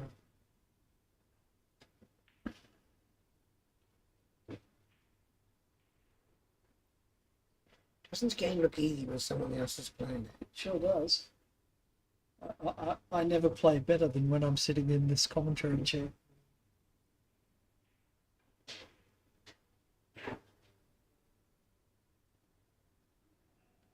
Again, frustration galore on Rob Hall. He's made the score, but he's lost the opponent's ball into balk. I don't think I've seen him looking this frustrated and out of sorts in quite a while. I don't know what's going on here. Whether the table is playing a bit differently to the other Rob's got tables. his own table at home. And there's this type that's very fast. Yes. They do exhibitions on it, exhibition shots. But Not the for same YouTube, cloth. He's playing with Hainsworth match on his home Yes. table, but it's not similar to Superfine. But this is a brand new cloth, so So struggling a bit more than we're used to seeing a great player that Rob is struggle.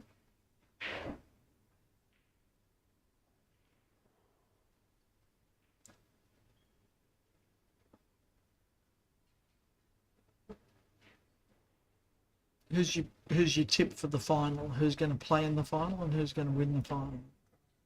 You have to do the 1 and 2 at this stage. If I had to put money on anything at all, I would have the final as Peter Gilchrist and Dave Corsia. Yep. I'm very happy to be wrong with Steve Misford making it again, like he did in the Singapore Open. Really like Steve as a person, and he's just great for the game. Yeah. But there's some lovely magic circle going on here, so he's got the great white now, hasn't he? Just tell folks what you mean by magic circle. Well, where the ball shot just keeps playing it off in the middle and sending the red up and down that particular line, and it just comes up into that circle, so he can go on off it again. Look at this pace control. Yeah, look at that. The single ladies would develop the cred to get the white back up in the ball to go on. Sorry, it's yard to go on the ball. So he has to hit it just a little harder, which he's done here, and he wants to bring this in and out. He needs it an inch out of the ball, an inch out of the ball. $20, I think it's in ball. Now, Hello, we've got a major decision. so Angus is pulling out a ball marker. The ball marker has a notch on it. Snooker players may not have noticed this before, but there's a little notch. So Angus pushes the ball marker up to the red, holds it in place, It's in ball. and then reads the line against the notch. So with that call in hand, Rob has failed by 1 millimetre to have the perfect shot.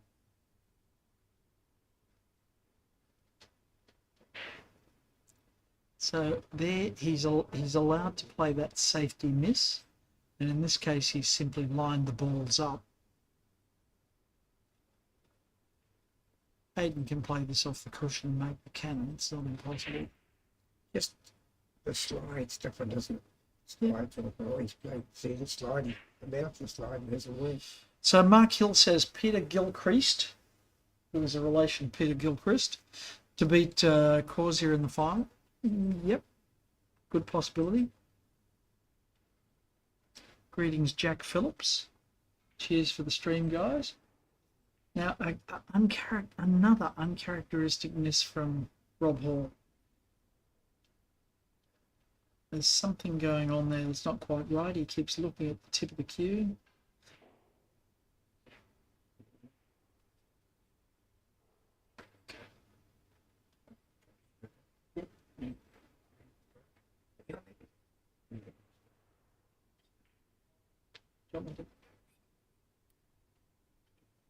No, fine. Okay, scores update. Thank you, Jason, for hunting these down.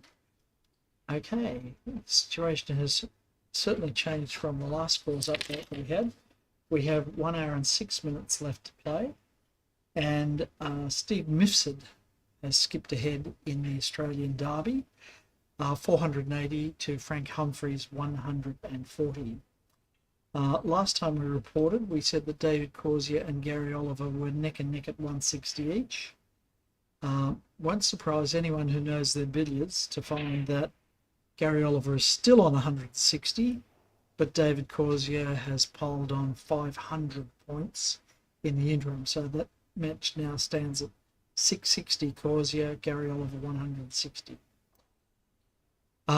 In the Battle of the Legends, Peter Gilchrist versus Devendra Joshi. Peter is now double Devendra's score with 320 to 160. Martin Goodwill is starting to assert himself over Gary Norman, 290 to 140. Johnny Marwood is leading Phil Davis, 240 to 160. And Peter Sheehan keeps his scoring rate going with 470 to Chris Coombs, 230. And it looks like Ryan Mears has finally found his scoring shoes, because he's leading Chris Mitchell, 420 to 100. And that gets you all up to date. Now, if you look at those scores in comparison to Rob Hall, who would have been expected to dominate this match, you'll see how slowly Rob is actually scoring in comparison to the other leading players. So you've got Mifsud, Corsier, Gilchrist, and Sheehan and Mears all outscoring Rob Hall at the moment. And not Peter. Peter's game's fairly low scoring. Oh, so it is, sorry. Yeah, But I suspect he's treating Joshy with a fair bit of respect. yeah, well, you shouldn't you? He's made 700s in comp. That's not 7 100s. That's 700 break. So Rob's struggling a bit, is he? I haven't... He is struggling a bit. He's not comfortable with the pace. He's missed. So Well, look at that shot. That's Yeah. a terrible result for a player of Rob's yeah, ability. and look at the look on the face and the walk Mm. around the table. He's a little bit lost here. Not confident to hit them slowly.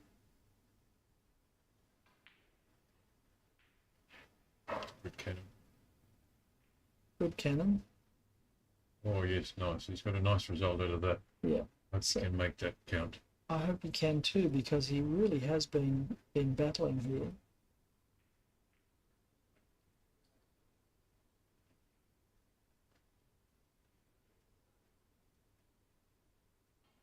He's missed a few pots, very uncharacteristic.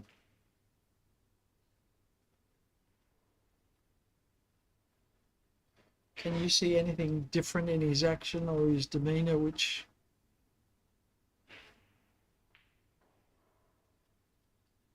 Peter, what are the Grant Meadler's asking? What are the odds for a 500 plus in this comp? Long odds, I would say. Long odds.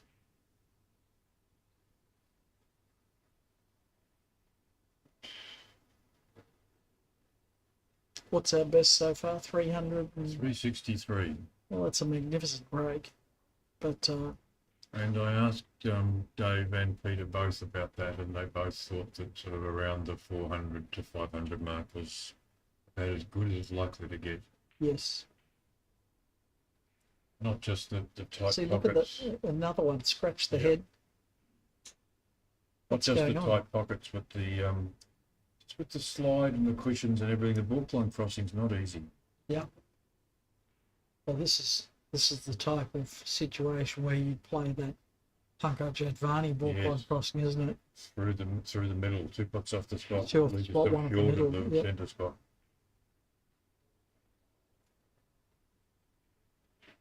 When I was having a hit with Peter the other day, he was practicing his ball line crossings on 2 or 3 out of 10.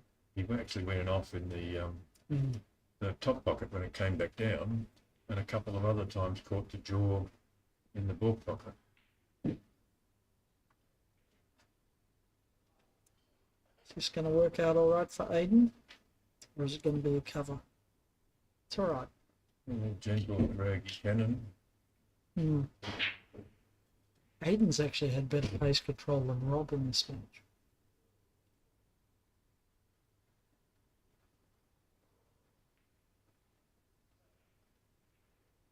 And Rob's a lovely, gentle striker of the ball. That's a good result for Aidan. An easy Yeah. in off the white there to leave a drop cannon. Mm.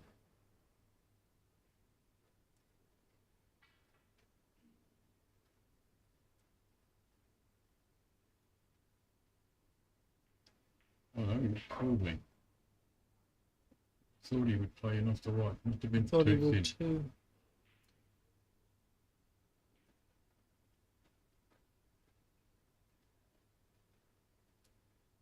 It's very deliberate and considered, Aidan.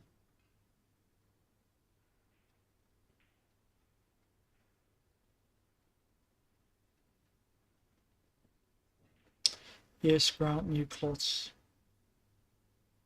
Yes, our table fitter does 2 tables a day, so he started about 9 days before the start of the tournament and finished 2 or 3 days before, just to leave us a little buffer, and also so the players would be practicing on the new cloths when they arrived. Yes. So I don't think that the character will change much, because the ones that he did first down the other end of the room haven't changed that much. Okay. But this was the last table recovered. Okay. Is this the table finals going to be played on? Yes.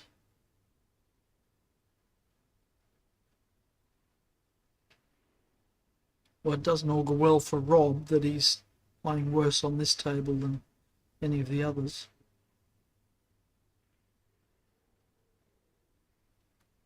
I really don't think there's that much difference between them. The tables, No, I mean. It's, nor do I, yeah. but he thinks there is. So, Steve Miff said the other day, commented to me on how good this table is. yeah, I think the problem is in Rob's head, not on the table. Yeah. Aidan's coping fine. Others are coping fine. I think you can have your first couple of shots on a table and through your own fault overhit or underhit, and then you start guessing. You start thinking, oh, is this table different to the others?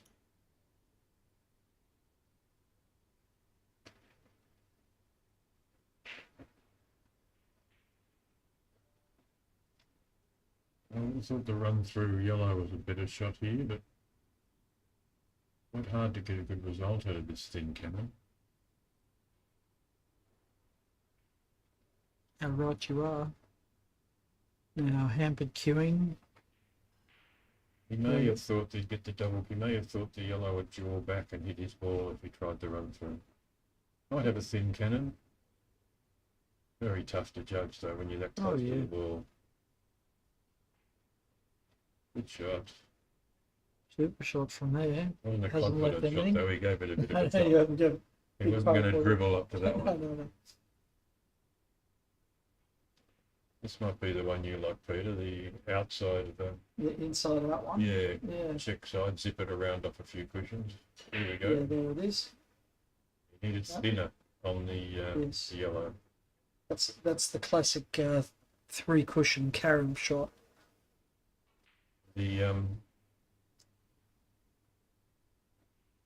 The legend of billiards in Singapore, Alan Plan, Yes. he's brilliant at those, Yes. and everybody that he coaches loves those shots. Yes. Is there any 3-cushion carom played here? Not that I know of. I mean, it's a There big. are isolated Vietnamese communities, but I don't know of anyone that has tables. The Vietnamese play a lot. The Koreans play a lot. Yes. Japanese. I believe the only, well, I'm not sure, but the only carom tables in Melbourne, Australia, are in the Little Vietnam, in Yeah. Richmond. The Q Sports Singapore Academy used to be in a different venue, and they had one carom table, but that's Right. going back quite a long way.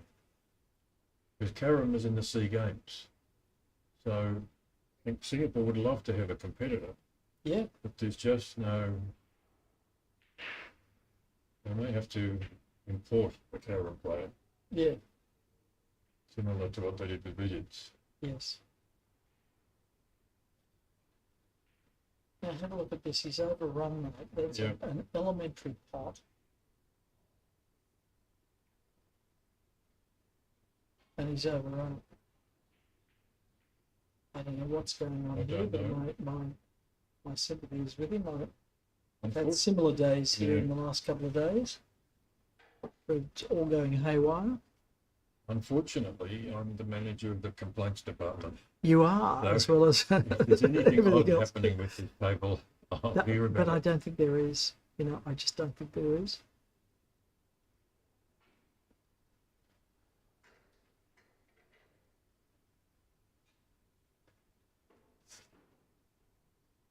But We I'm were- interested to hear what he says, whether he feels that it's pinging a little bit off the cushions, or Well, although he was brushing away at the cloth there. yeah. Look, he's overhit them and underhit them, and just got completely the wrong angle. So, if mean, there we're was a getting- consistent problem, it would exhibit Yeah. the same way all the time, wouldn't it? But I mean, we're getting later in the day. It's 12 Yeah. hours since the tables Yeah. are ironed, but Yeah. they have been napped between every match, and with a brand new cloth, it doesn't make that much difference. yeah. Can't remember who. There's one Now look, player that's in this that's tournament. bounced. He's Yeah. overhit that again. That's bounced back onto the rail and made it much more difficult than it needed to be. Tried to have everything there. He tried to bump the white up back up to the line and get a good red. Might just have been that you could have one, but or the other. on that Yeah. occasion. There's one player in the tournament who leaves very big hand marks. I've noticed when if I get to nap the tables between sessions. I just can't think who it is now.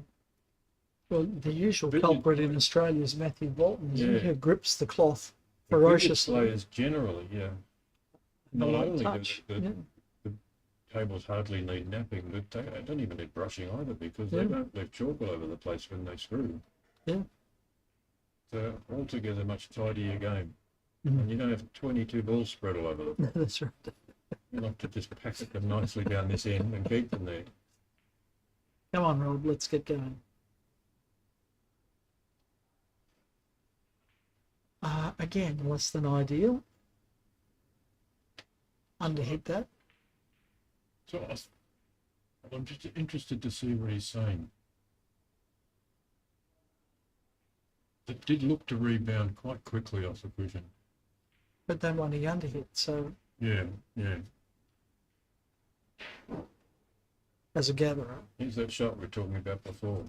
yes. You've got to stop a little bit more than you think. You really get this to zip off that side cushion. So they Check slide, side. they miss on the inside, is that what you're saying? Yeah, Almost you did nearly that, missed you that. nearly missed that. You can move that a half a ball further across every time on the way these tables are playing now. Mm. There's a billiards development squad in Singapore that I work with one night a fortnight. Who's And I that? was, With- several of the with players. Alan? I won't mention their names. Okay. No. And I was showing them that exact shot the other day. Not that shot. I was showing them how much zip you can get off the side cushion. How far you can get your ball to check forward off the cushion when you play that shot. And I was showing them how the strong side is down low on the cue ball. Mm. But it's something that's often for beginner billiards players hard to grasp. That if you've got really strong sides, you've got to hit it low. But it will still be travelling, rotating forwards when it gets to the object ball.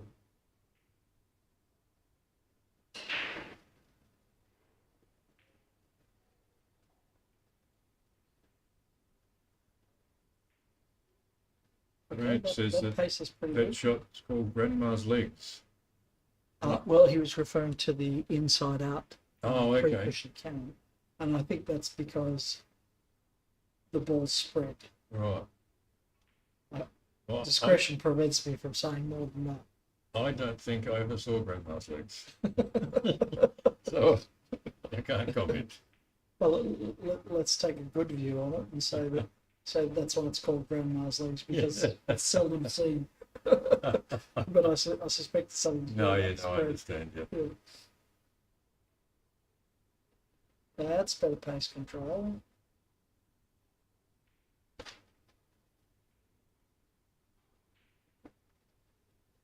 Don't forget to check in and tell us where you're from. Share the feed with your friends.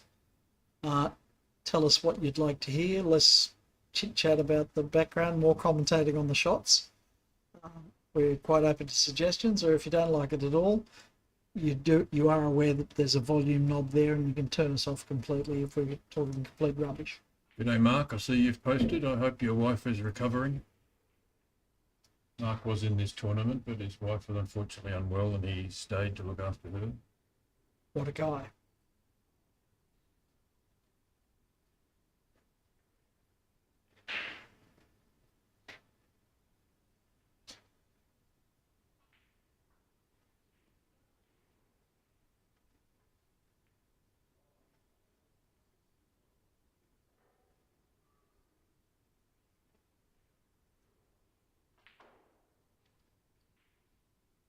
Now that one's perfect. That Or one's is it? come around the Yes, angles it has. nicely. It comfortably missed the corner pockets at both ends. Yes. So run through, let's check his pace here. Not ideal. Partial lineup.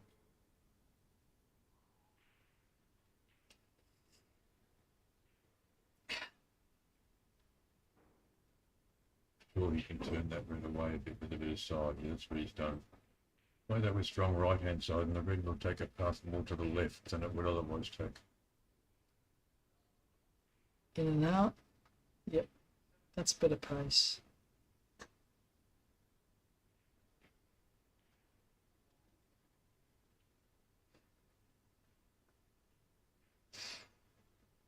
He's a bit betwixt and between too, isn't he? Normally he decides so quickly. Bounce red, bounce more. It's not too bad, but I've got to admit I don't like that shot. I would have rather see him put it that nice bit north of the pink spot and then do another loser. But finished well. Probably go on and make it 500. But Yeah, just to prove us all wrong. Look, he's continuing to score, and he is putting some runs up against Aidan now. So, but he's not looking as fluid as he normally does. I mean, he's such a great player. You'd go 2 hours and never see him miss a pot. He's missed a couple of pots.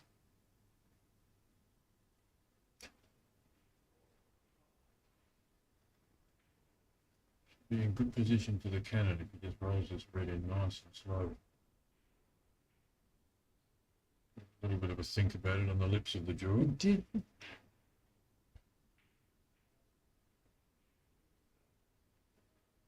He should be back at the top here. And he's lined them up.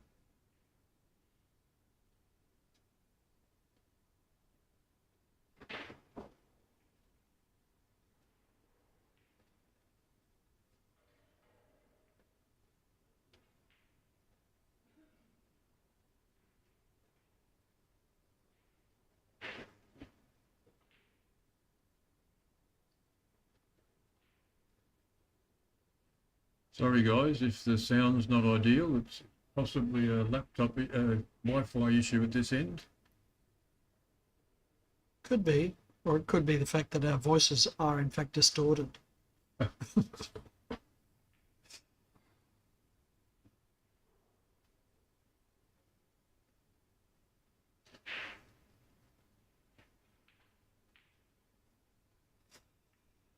Gee, that was an aggressive shot.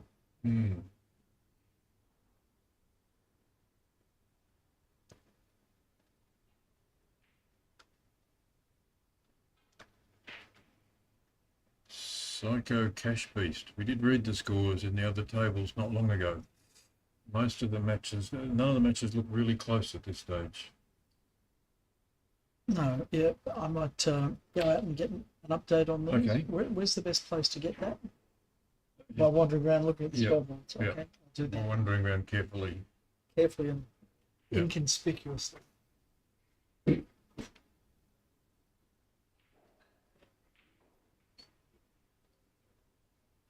Rob's about 230 ahead now. 47 minutes left.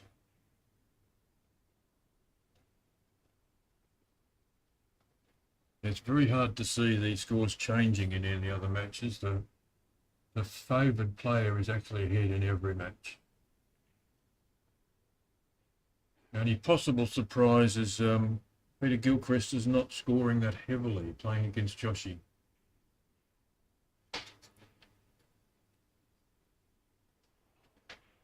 I'm just informed that Peter's just made a 240 odd break. So we might see his score far heavier when Peter comes back to report, when Peter Tankard comes back to report on Peter Gilchrist's score. Been a fairly long day for the players. We had 2 rounds of the knockout this morning. So that's, some players played one 90-minute match, some players played 2 90-minute matches. Then they had a break, then they played a 2-hour, some of them played a 2-hour elimination match. Some of the others have sort of had to sit around for about 3 hours waiting for this last 16 match. That's a tough putt along the cushions.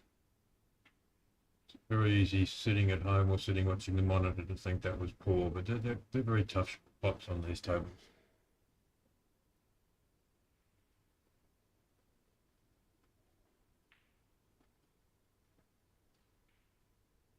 Rob's hoping to have a nice drop cannon position here. That looks pretty good. So I might have to check it just a tiny bit, which he's done. See the cue ball spinning. They haven't finished nice again. Balls have just not finished nice for him. Going to play white, cushion, red, possibly with a touch of running side and thin. But you can't control them. where the ball's finished.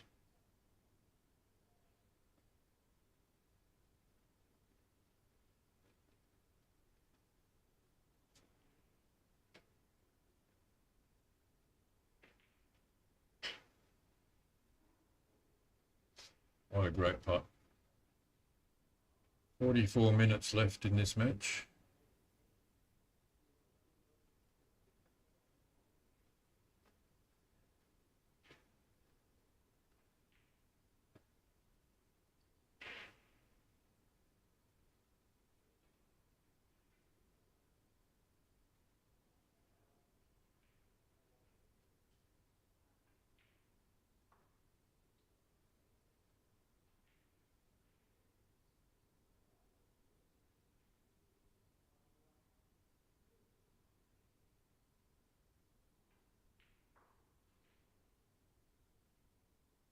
I think he'd like to eventually have a pot red in the middle, but he's left that very short.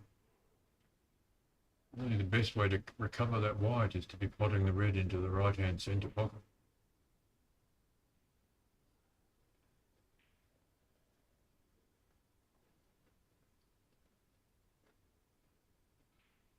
See from his expression that's not where he thought where the red was going to go. But I think he thought that thin. He wanted that near the pink spot, but he put it a bit thin.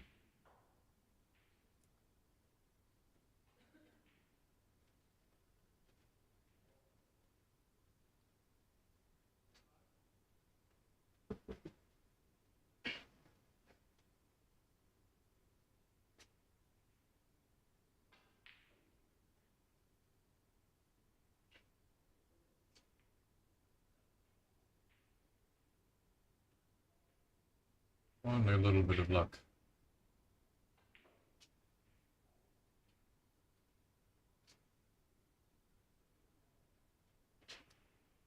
So he's 250 ahead now. Thought about the cannon, but he'll bring this red up closer to the white for the cannon. Oh, he's thrown it wide.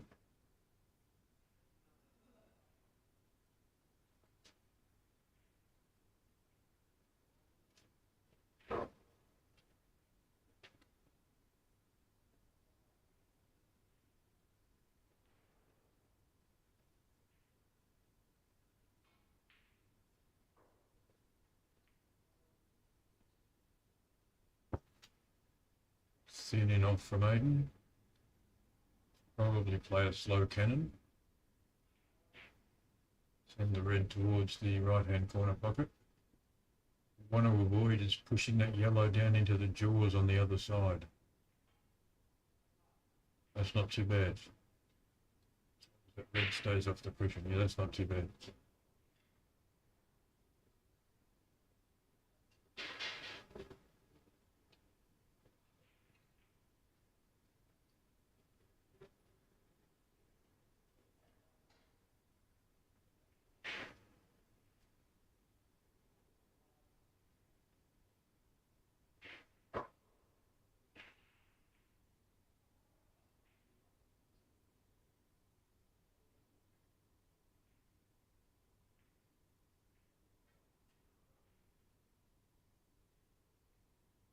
If the thin cannon is on here, then he'll be in good position.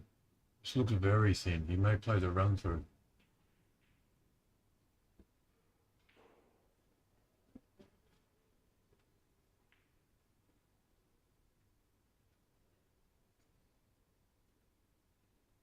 Oh, that's finished very awkwardly for him with him in the middle of both balls.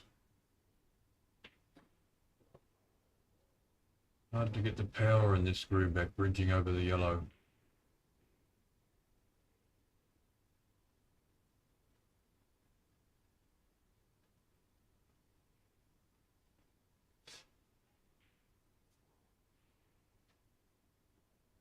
Tricky little run through check side. It's so easy to get a little bit of extra throw, that first contact.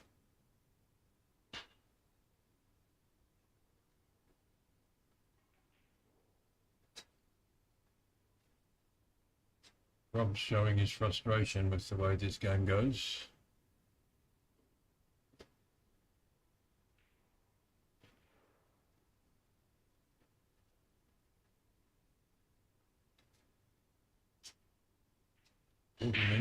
40 minutes left in this match.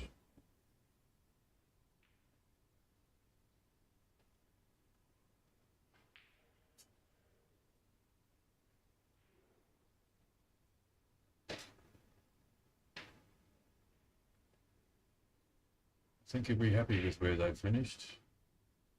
It was really a bit of a hit and hope shot.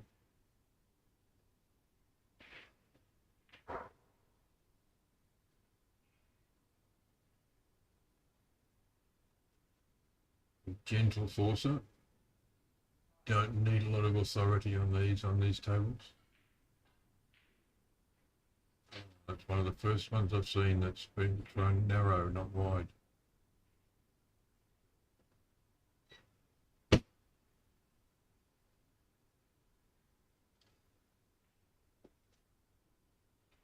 Peter's back with an update on the scores. Yes, I guess it's fair to say that whatever was happening before is still happening, only more so. I can see one 4-digit number on your sheet there. You can. Can you guess who it might be from, listeners, before Jason can see it? So, who is already in 4 digits? This is the question that we're going to ask. See how many can guess.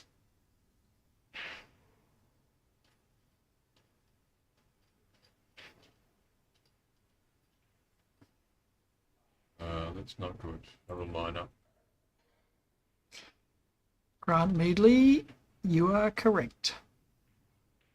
It's David Corsia, who's gone to 4 digits and then took a toilet break. So he's more than 1,000. I can't tell you how many more than 1,000 because he was on a significant break at the time. But he leads more than 1,000 for first 40 minutes of that match. He was level pegging with Gary Oliver at 160 each. Gary Oliver has stayed virtually in the same place for the last hour and a half. He's now on 189, David more than 1,000. Steve Mifsud has pushed on ahead. He was already leading Frank Humphries. He now leads Frank Humphries 650 to 192. So in the last hour, Frank has scored less than 50. Peter Gilchrist has now asserted his dominance over Devendra Joshi, who scored 40 points in the last hour to Peter's 340. So Peter leads 667 to 203. Martin Goodwill is stretching his legs now against Gary Norman. He leads 356 to 156. Jonathan Marwood is now leading Phil Davis, who's hanging in there, it's got to be said, 327 to 251. Peter Sheehan, Chris Coombe is making a very brave comeback against Peter Sheehan. He was trailing 470 to 230. He's now trailing 575 to 378. So both players scoring quite heavily there. And Ryan Mears is now dominating Chris Mitchell, 538 to 206. For those of you having trouble with the sound, I've not seen any comments about the sound on the Rossa Facebook feed. They're all on the YouTube, World Billiards YouTube page. I don't know if there's some sort of a problem with the stream to YouTube. Could But be. if it's driving you crazy, you can either turn us off, or you could have a try of the Ronnie O'Sullivan Snooker Academy Facebook page. How do we sound, apart from idiotic, how do we sound on the Rossa feed? If some of you who are looking at it on the Rossa Facebook page could tell us how the audio quality is, we'd appreciate it. Please bear in mind we don't have the budget of the BBC outside broadcasting unit. This is all being done by ham radio almost. Lovely shot. Nice run through. He has the most delightful gentle touch, Aidan. I've got to send a big shout out and thank you to Stephen Munn, who's looking after our streaming. Yep, fabulous Stephen job. joined us on short notice when we had our previous videographer was unable to continue in the hours we required, and he's done a fantastic job.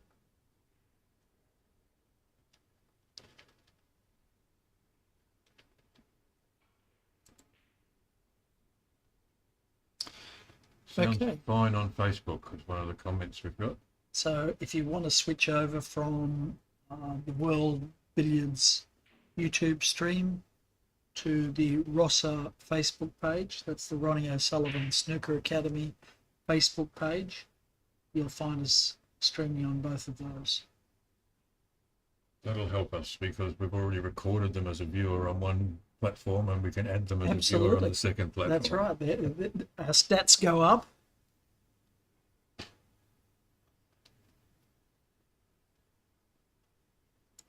We have a little chart here that tells us who's bailing out of the YouTube feed in favour of the Rossa feed. We'll be able to analyse all this. It'll be interesting to see where the comments are coming from. Okay. I mean, we know where the comments are coming from, what other people are watching. I know our mates in Australia are pretty comfortable. Todd Hayward, sound is fine on you. You're very soporific.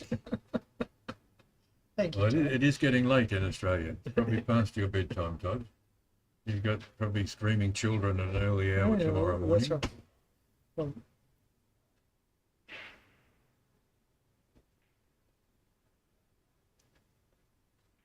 Aidan's narrowed the gap slightly, but not enough to really make a difference. He was 250 behind. He's nearly got it back to 200. 33 minutes remaining in this match.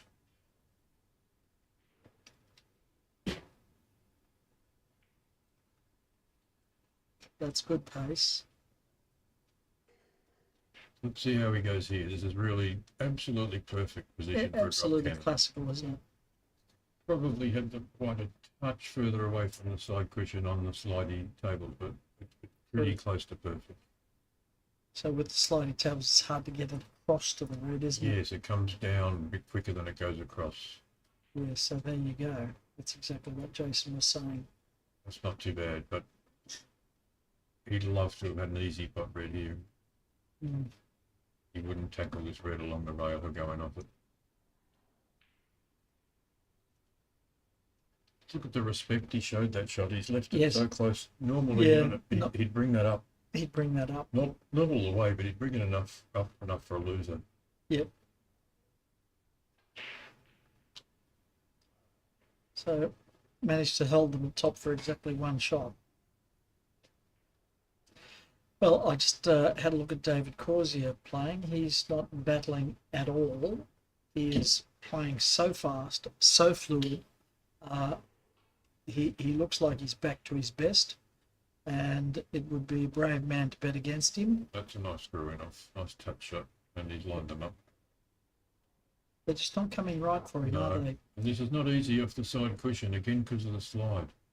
He may play the run through, almost like a pot red Yeah, cannon. Because it's Five quite shot. difficult to come off the side cushion. You have Well, to he's play try- it with a bit of right-hand side to hold this cue ball up off the side cushion. I think he's trying it. No, I he know. played it thick. Yeah. yeah.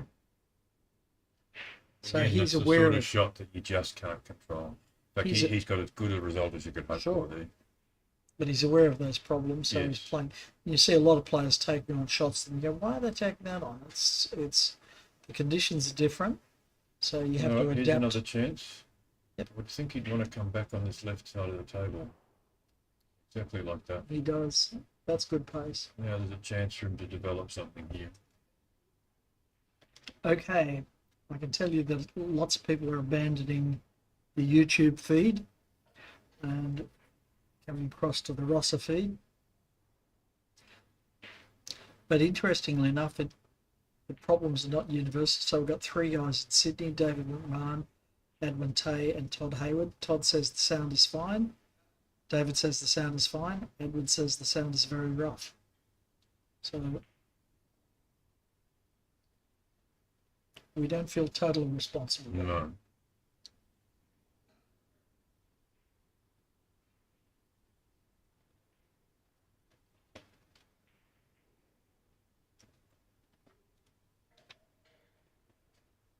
I don't think it's completely my voice.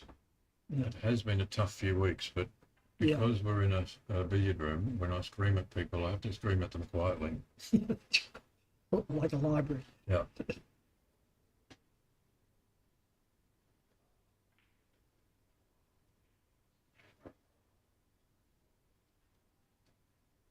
Folks, if you are up in Singapore, and there will be quite a few from this part of the world, do come in and see this Rosser Academy. It is worth a visit to Singapore just to come here. It's a magnificent facility. That's a smart shot. Just leave the easy enough to white, get that red up into the centre and then play. Work your way back down there. Should be interesting what he plays. I know some players like to go straight to the top drop cannon, even though it's risky. It's playing the long loser to put two over the middle No, I pockets. don't think he'll bring it round off 3 cushions. You don't? Very risky. He did. Yes, he has. You're right. You could see him move his cue ball a bit wider. Yeah, for that reason. You've really got to cue that nicely. He did. So now drops the white directly behind the billiard spot and tries to pop the red. So that's one of the classic ways for top of the table. Those guys who are looking to think you'll always get there by a drop cannon. That sequence he's just played there. Yeah. Get your white into the magic circle. Get that red round over the other middle. And often the way to do that is to get the red up onto the centre spot and then play that nice smooth long loser. Well, this is about as perfect as he's had it. Let's see what he can do here.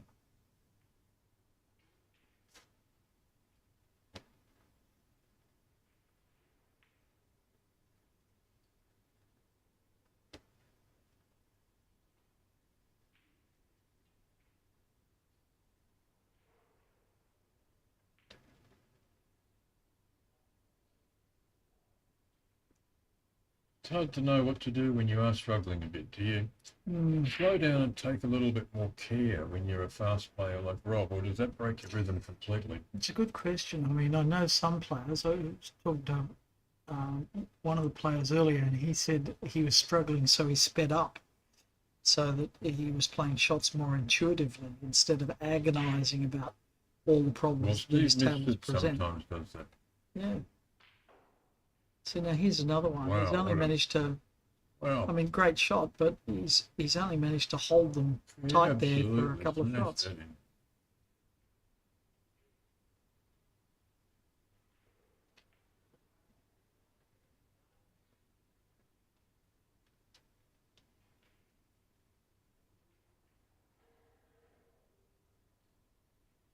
We're inside the last half hour now.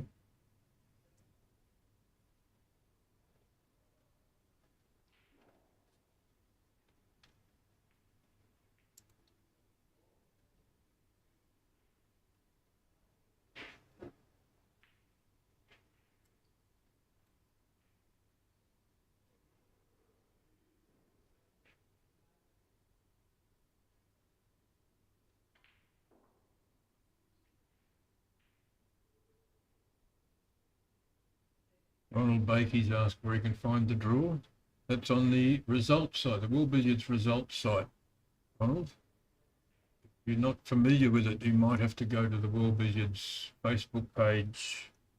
Let that take you to events, results, and follow the links. It might take you a few clicks to get to it. Eventually you get to a page where you can select the event. And there's a number of tabs. There's a tab for sessions, there's a tab for groups, tab for breaks, tab for players, all sorts of statistical information available there. If you go to sessions and scroll down to the bottom, you'll see the lineup for tomorrow. Not that it's finalised yet. No, correct. Eventually you'll see the lineup for tomorrow. Having said that, there's really not a lot of matches which are in contention. Steve Mifsud will go through, David Causey will go through. Devendra Joshi is still a chance of coming back against Peter. He's a previous 700 break maker. Martin Goodwill should go through. Jonathan Marwood should go through. Peter Sheehan almost certainly will go through. And Ryan Mears will go through. So no real surprises, I suppose, there. And for anyone wondering about our selection of matches to stream, the way we do it at World Billiards is it's all preordained in the website. It's a lovely shot. Clever shot. So generally speaking, the number 3 qualifier will play the last 16 match on the streaming table. Massey here. Didn't get enough curl on it. The number 2 player will get the quarter-final match on the streaming table. Yeah. And Now, the number 1 player will get the semi-final on the streaming table. so to be clear, there's only one table, and what changes is the players and their Yes. right to play on it.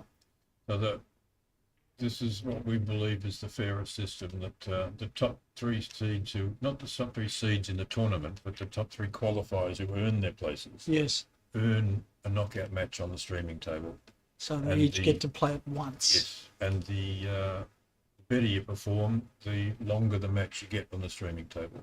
Yes. This is a 2.5-hour match. The quarterfinal will be 3 hours, the semi-final 4 hours, and the final 5 hours. So All yes, of those matches in 2 sessions with a break in between. now you might Oh, recall run through it. you might recall in 2019, or maybe you weren't aware of it, but Mike Russell actually complained that he had too many matches on the finals table. Yep. I'm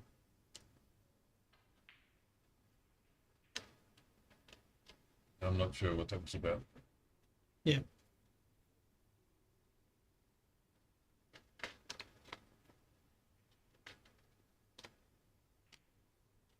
Normally it's the other way around. Players complain that somebody's had more hits on Yes. the finals table than anyone else has. We're very fortunate for this event that the tables really are identical. They are. We play a lot of tournaments. We take the Northern Snooker Centre in Leeds, for example. Fantastic venue. But there's But the about tables are 4 very- different tables Yeah. that we play on. We play on that very tight pit table, which is our star table. The number 2 table, that Riley, is one of the tightest tables in the world. That's a It former is. World Championship table. Yes. And then there's a couple of other different types of table. There's a BCE, or I can't think of the right letters, Yeah, tables that we it play is on. BCA. Some other star tables. It's a very mixed bag. It's really a bonus to be playing the entire tournament on exactly the same tables. Well, they think that pit table is probably the number 2 table is probably tighter than the pit table. It is, I think, yeah. But I would say these are tighter. Yep. Slow down, slow down. Oh, that's all good, Aidan. That's all good. Too bad. A few choices though. Does he put this in softly, play for a red? Does he come round off a few cushions to leave the in off the yellow? I think the ladder. He looks like he's think that's playing what the he running could do. side. Yeah. Now this would be nice if he leaves himself an in off the red. Got the choice. Do I bring the red up He into has. the magic circle? Or do I bring the white up, the yellow up for a drop cannon? Yep. So that 2-step process I that we think- saw before. I think Rob would play this the other way. I think Rob would play the in off the yellow and leave a drop cannon. Yep. The lead's out to about 300.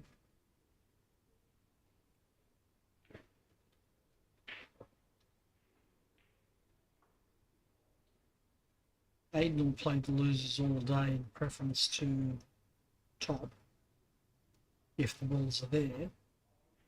And he has very Thanks, good Grant, for control. posting that link to the results site.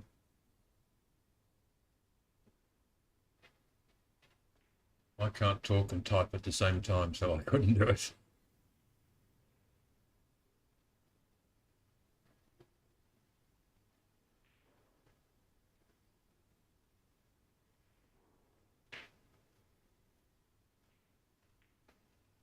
Trickle the red over the corner.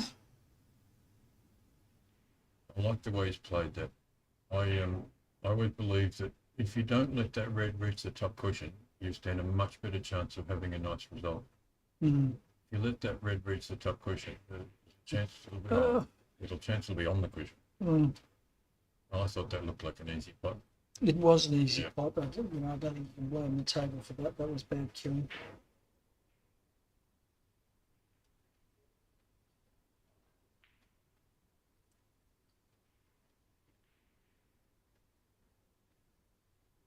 Chief referee Lily Liu has joined us in the commentary room, but she won't speak.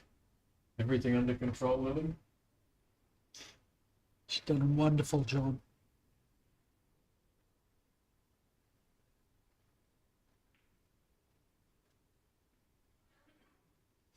So red up to the middle. Will he So does he try put the and white this- behind the I spot think now? He should. He does. Pretty good pace. Now this actually helps him make the choice of which side he's going to play the long There is- loser from. He spotted it to bring it round off 3 questions, but I would have Yes. thought he'd prefer the 2 question option. In case it leaves drop cannon. It's actually Well, it has, that's yeah. a deviation from his normal strategy. He normally plays those a little bit thick, little bit of check side, and tries to bring it round towards the pink spot. Oh, sorry, the pyramid spot. You can tell that I work in a snooker academy now. Yes, that's right. Getting very loose with your language. here, Yes, I James. sometimes call the billiard spot the red spot. I mean the The black, black spot. spot. Yeah, No, that's gone horribly wrong for Rob again. it has. Look at you can always tell the emotion with Rob. There are some players, like Gilchrist and others that you wouldn't know. Steve Mifsud especially, you Yes. wouldn't know whether he's made 1,000 or made a foul. But Rob's so hangdog, he's every emotion's on his face. I do think it's a bit of a personal thing too. They say it's better if you don't show too much emotion. Do they say that? Don't give your opponent a lift if you show displeasure. But if you're the sort of person that needs to get it out, Yeah. then you've got to get it out. Yeah. The great Australian player Matthew Bolton will never need anyone guessing whether he's happy or not. That's right. That's so true.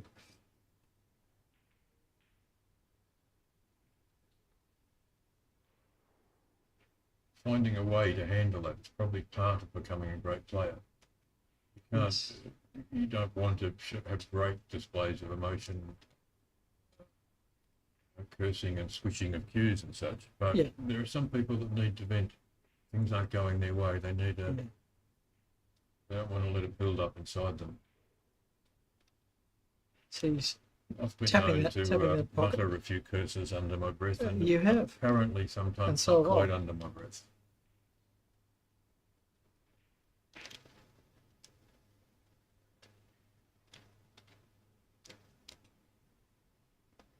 Can you imagine Joe Manici being quiet and silent during a match? No. No.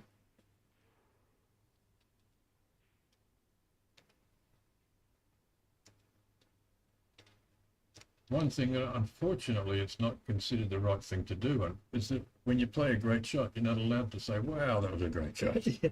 But your opponent's allowed to say it. Yes.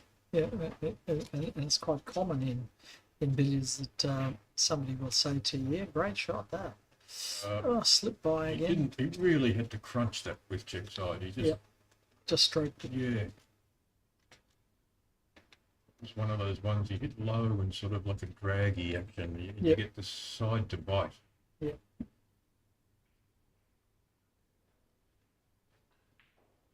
Aidan's probably surprised about how many chances he's getting Yeah. here. We're coming up to the last quarter of an hour of this match. It has been a long match. There's no chance of Aidan catching. These sorts of matches, for a billiards enthusiast, so he's unlucky there. For billiards enthusiasts, this is still fascinating. Sure. But a lot of people, this is why we started that 100 up format. Yep. Is dead rubbers like this, Yes. where And so for the many of last- them are. for the last 20 or 30 minutes, there's been zero chance, probably for the last hour, Yeah. there's been zero chance of Aidan winning. And Yeah. yet we battle on. Now, having said that, you're really fighting two opponents in the time format. You're fighting the clock and your fellow Yeah. cueist. And when you do have a tight finish in a time match, there is nothing in billiards that approaches that. So, commend to viewers the match between David Corsia and Twajharia from India in the warm-up event to the World Championship, which was a fascinating encounter that went right down the wire in the last few shots and could have gone either way.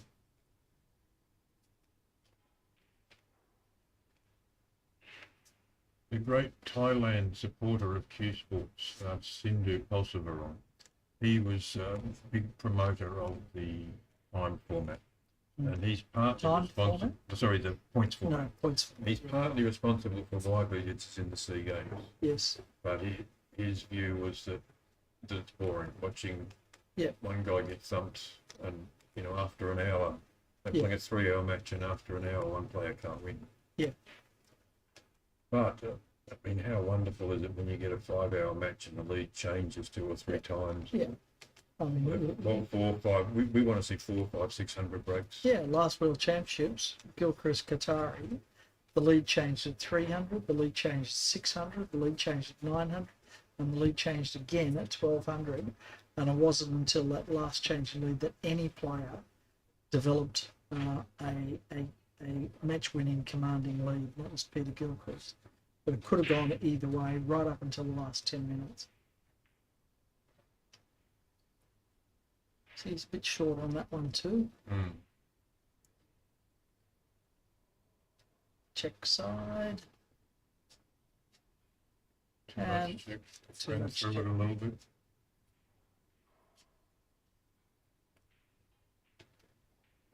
Aidan should putt yellow and catch a few hazards. That's what we said last time. He managed to screw it off. Oh dear. So he's bounced it because he was queuing down. The other camera, we can see Frank Humphries on the next table picking up the ball as it rolled between his feet. Frank probably doesn't have a lot else to do. Now let's see what he does here, whether he brings this round off 2 cushions or 3. Be surprised if he does the same with the yellow and brings it round off 3 cushions. Scuttling a little bit narrower, so Yeah. that indicates he's playing a little bit softer. Now that's the way, more or less the way I thought he would play that red before. But that's kind of the white's ended up in no man's land, hasn't it? It Between has a Block little Ken bit, and yeah, just a bit, well, either too hard or Too hard or soft. too soft. Clever shot. Just missed.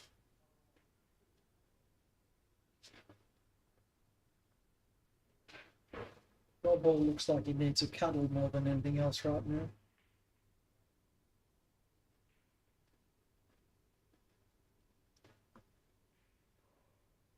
You're not volunteering though, are you, Peter? I'm not volunteering. He has somebody that does that for him, I understand. A bit unlucky to lose the yellow. This will be interesting. He can't really leave a good double ball. No. Might be better to put his cue ball down on the top cushion. Just inviting. Yeah. Rob will have a go at this. He's 300 points in front. He wants to play something which is a bit fun. Trying to squeeze into the gap there. Not a million miles off.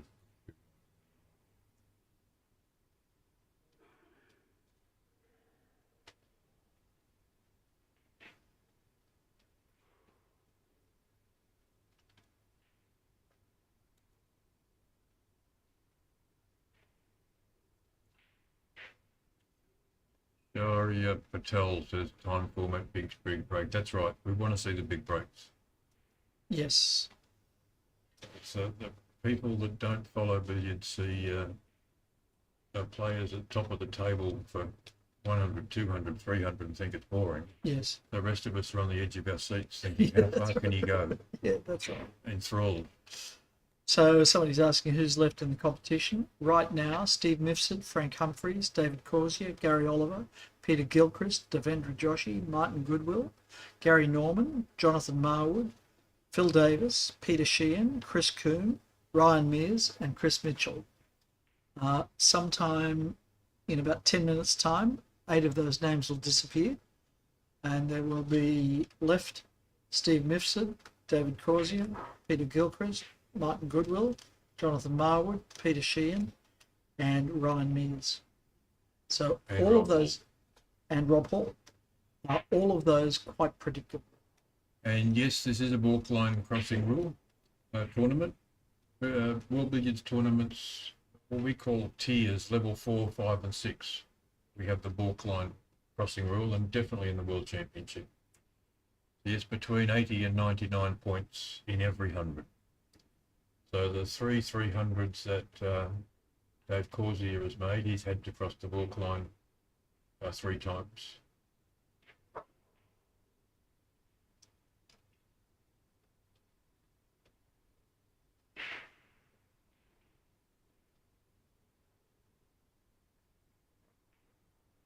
All the top players say that it's not that hard to get across the walk line, but you see a stack of breaks just over 100 where they've crossed the walk line and lost position.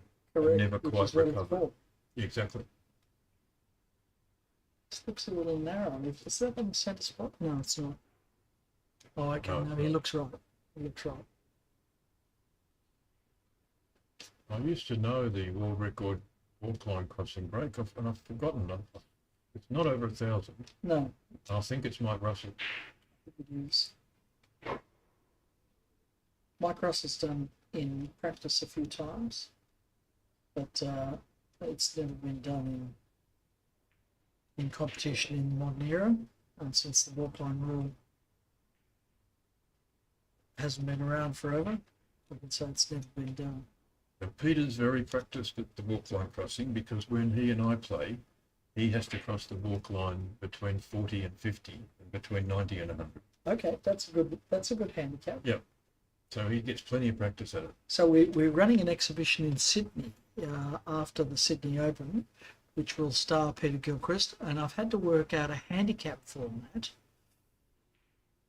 because Peter obviously is by far the strongest player that's competing in the Sydney Open, but we have an exhibition with Joe Minichi, so let me tell you what the handicap is.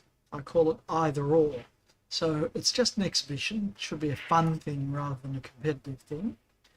And players will doubtless be bantering and chatting while they're doing it. But the handicap, it's a match to 300, which won't take very long.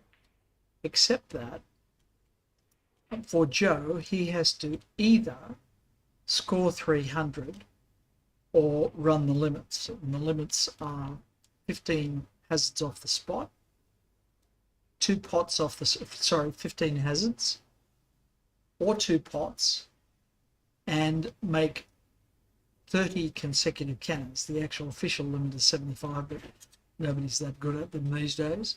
So we said 30 cannons, 15 hazards, and 2 pots off the spot. So Joe wins if he does that or reaches 300, whereas Peter has to do both. Peter has to get to 300 and have run the limits. So should be interesting. That'll be interesting. So well, we'll see some more spectacular shot making, I think.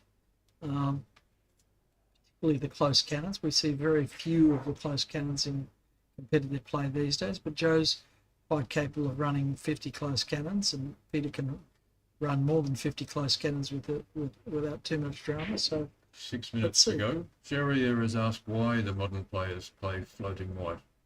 They definitely do prefer it. The last one to really play a lot of postman's knock was Guzzetti. But in the last few years before he stopped playing competition, he changed to floating white. They find it more forgiving. There's more margin for error of where you place your cue ball after the pot.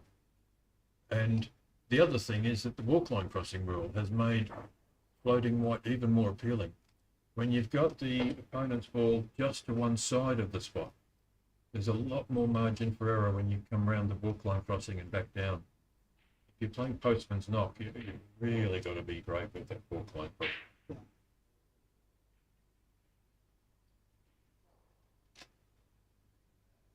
Well, Aidan's played very well here. He's a fine player, but it would be fair to say that he's not in Rob's league normally. But Another lineup. in terms of what Aidan can do, he'd be well pleased with this result, I think.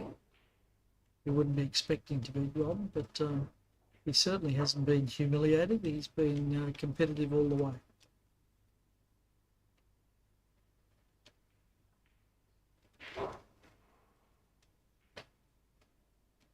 He's really been the leading player in Ireland for a generation now.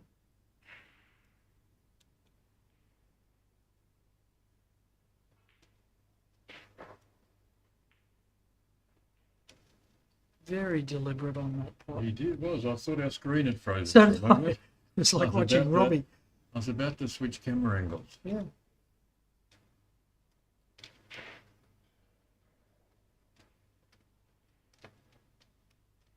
Four minutes to go. I always like at the end when I've been crushed to try and run out the last 2 or 3 minutes. Maybe somebody's just joined the stream at that moment. Yeah, that's right. Maybe, gee, that cold looks pretty Yeah, good. yeah.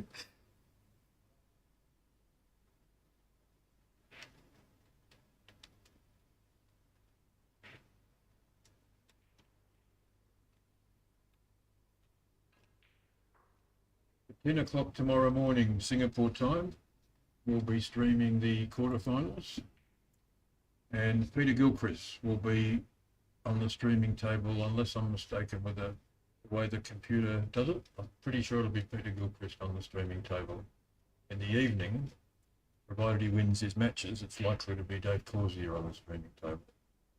So we're in for some pretty exciting billiards tomorrow. Sure.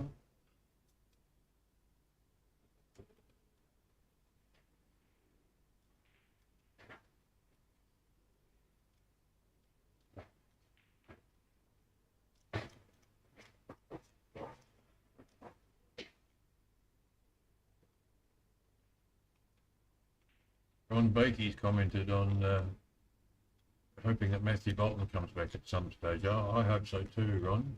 We all are. The fact is, there's probably as many 500 break players still in their prime today not playing as there are playing. There's Matthew Bolton and Danik Lucas from Australia. Phil Geek could probably still make a 500. There's Chris Shutt in England and a couple of others. There's bound to be 6 or 7 500 break players in the world that just aren't playing because of either not enough money or other life factors, or their interests have changed.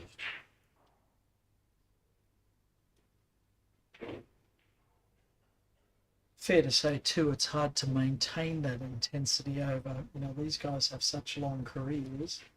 We had Wayne on commentary earlier. He's been playing competitive billiards for more than 50 years. You know, how many times are you going to climb the mountain? What do you get excited about?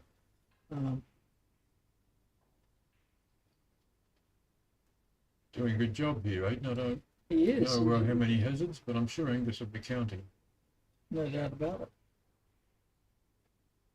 Well, at the end of 2.5 hours, you wouldn't blame him if he wasn't counting. No. If he was looking at the clock instead. 1 minute 30.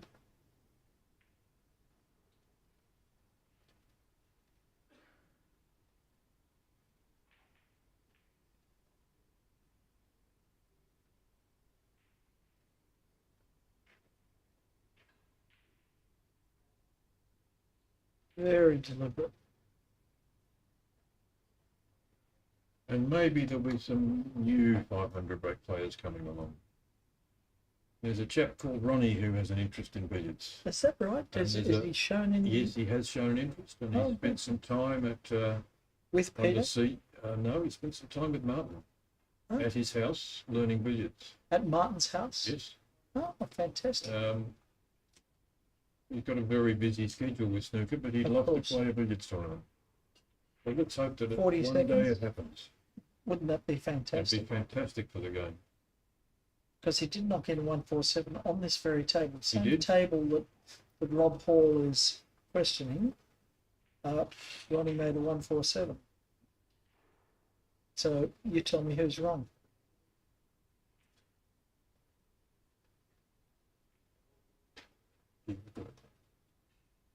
And Rob, this is a basic canon. Thank you for joining our Third stream match. tonight.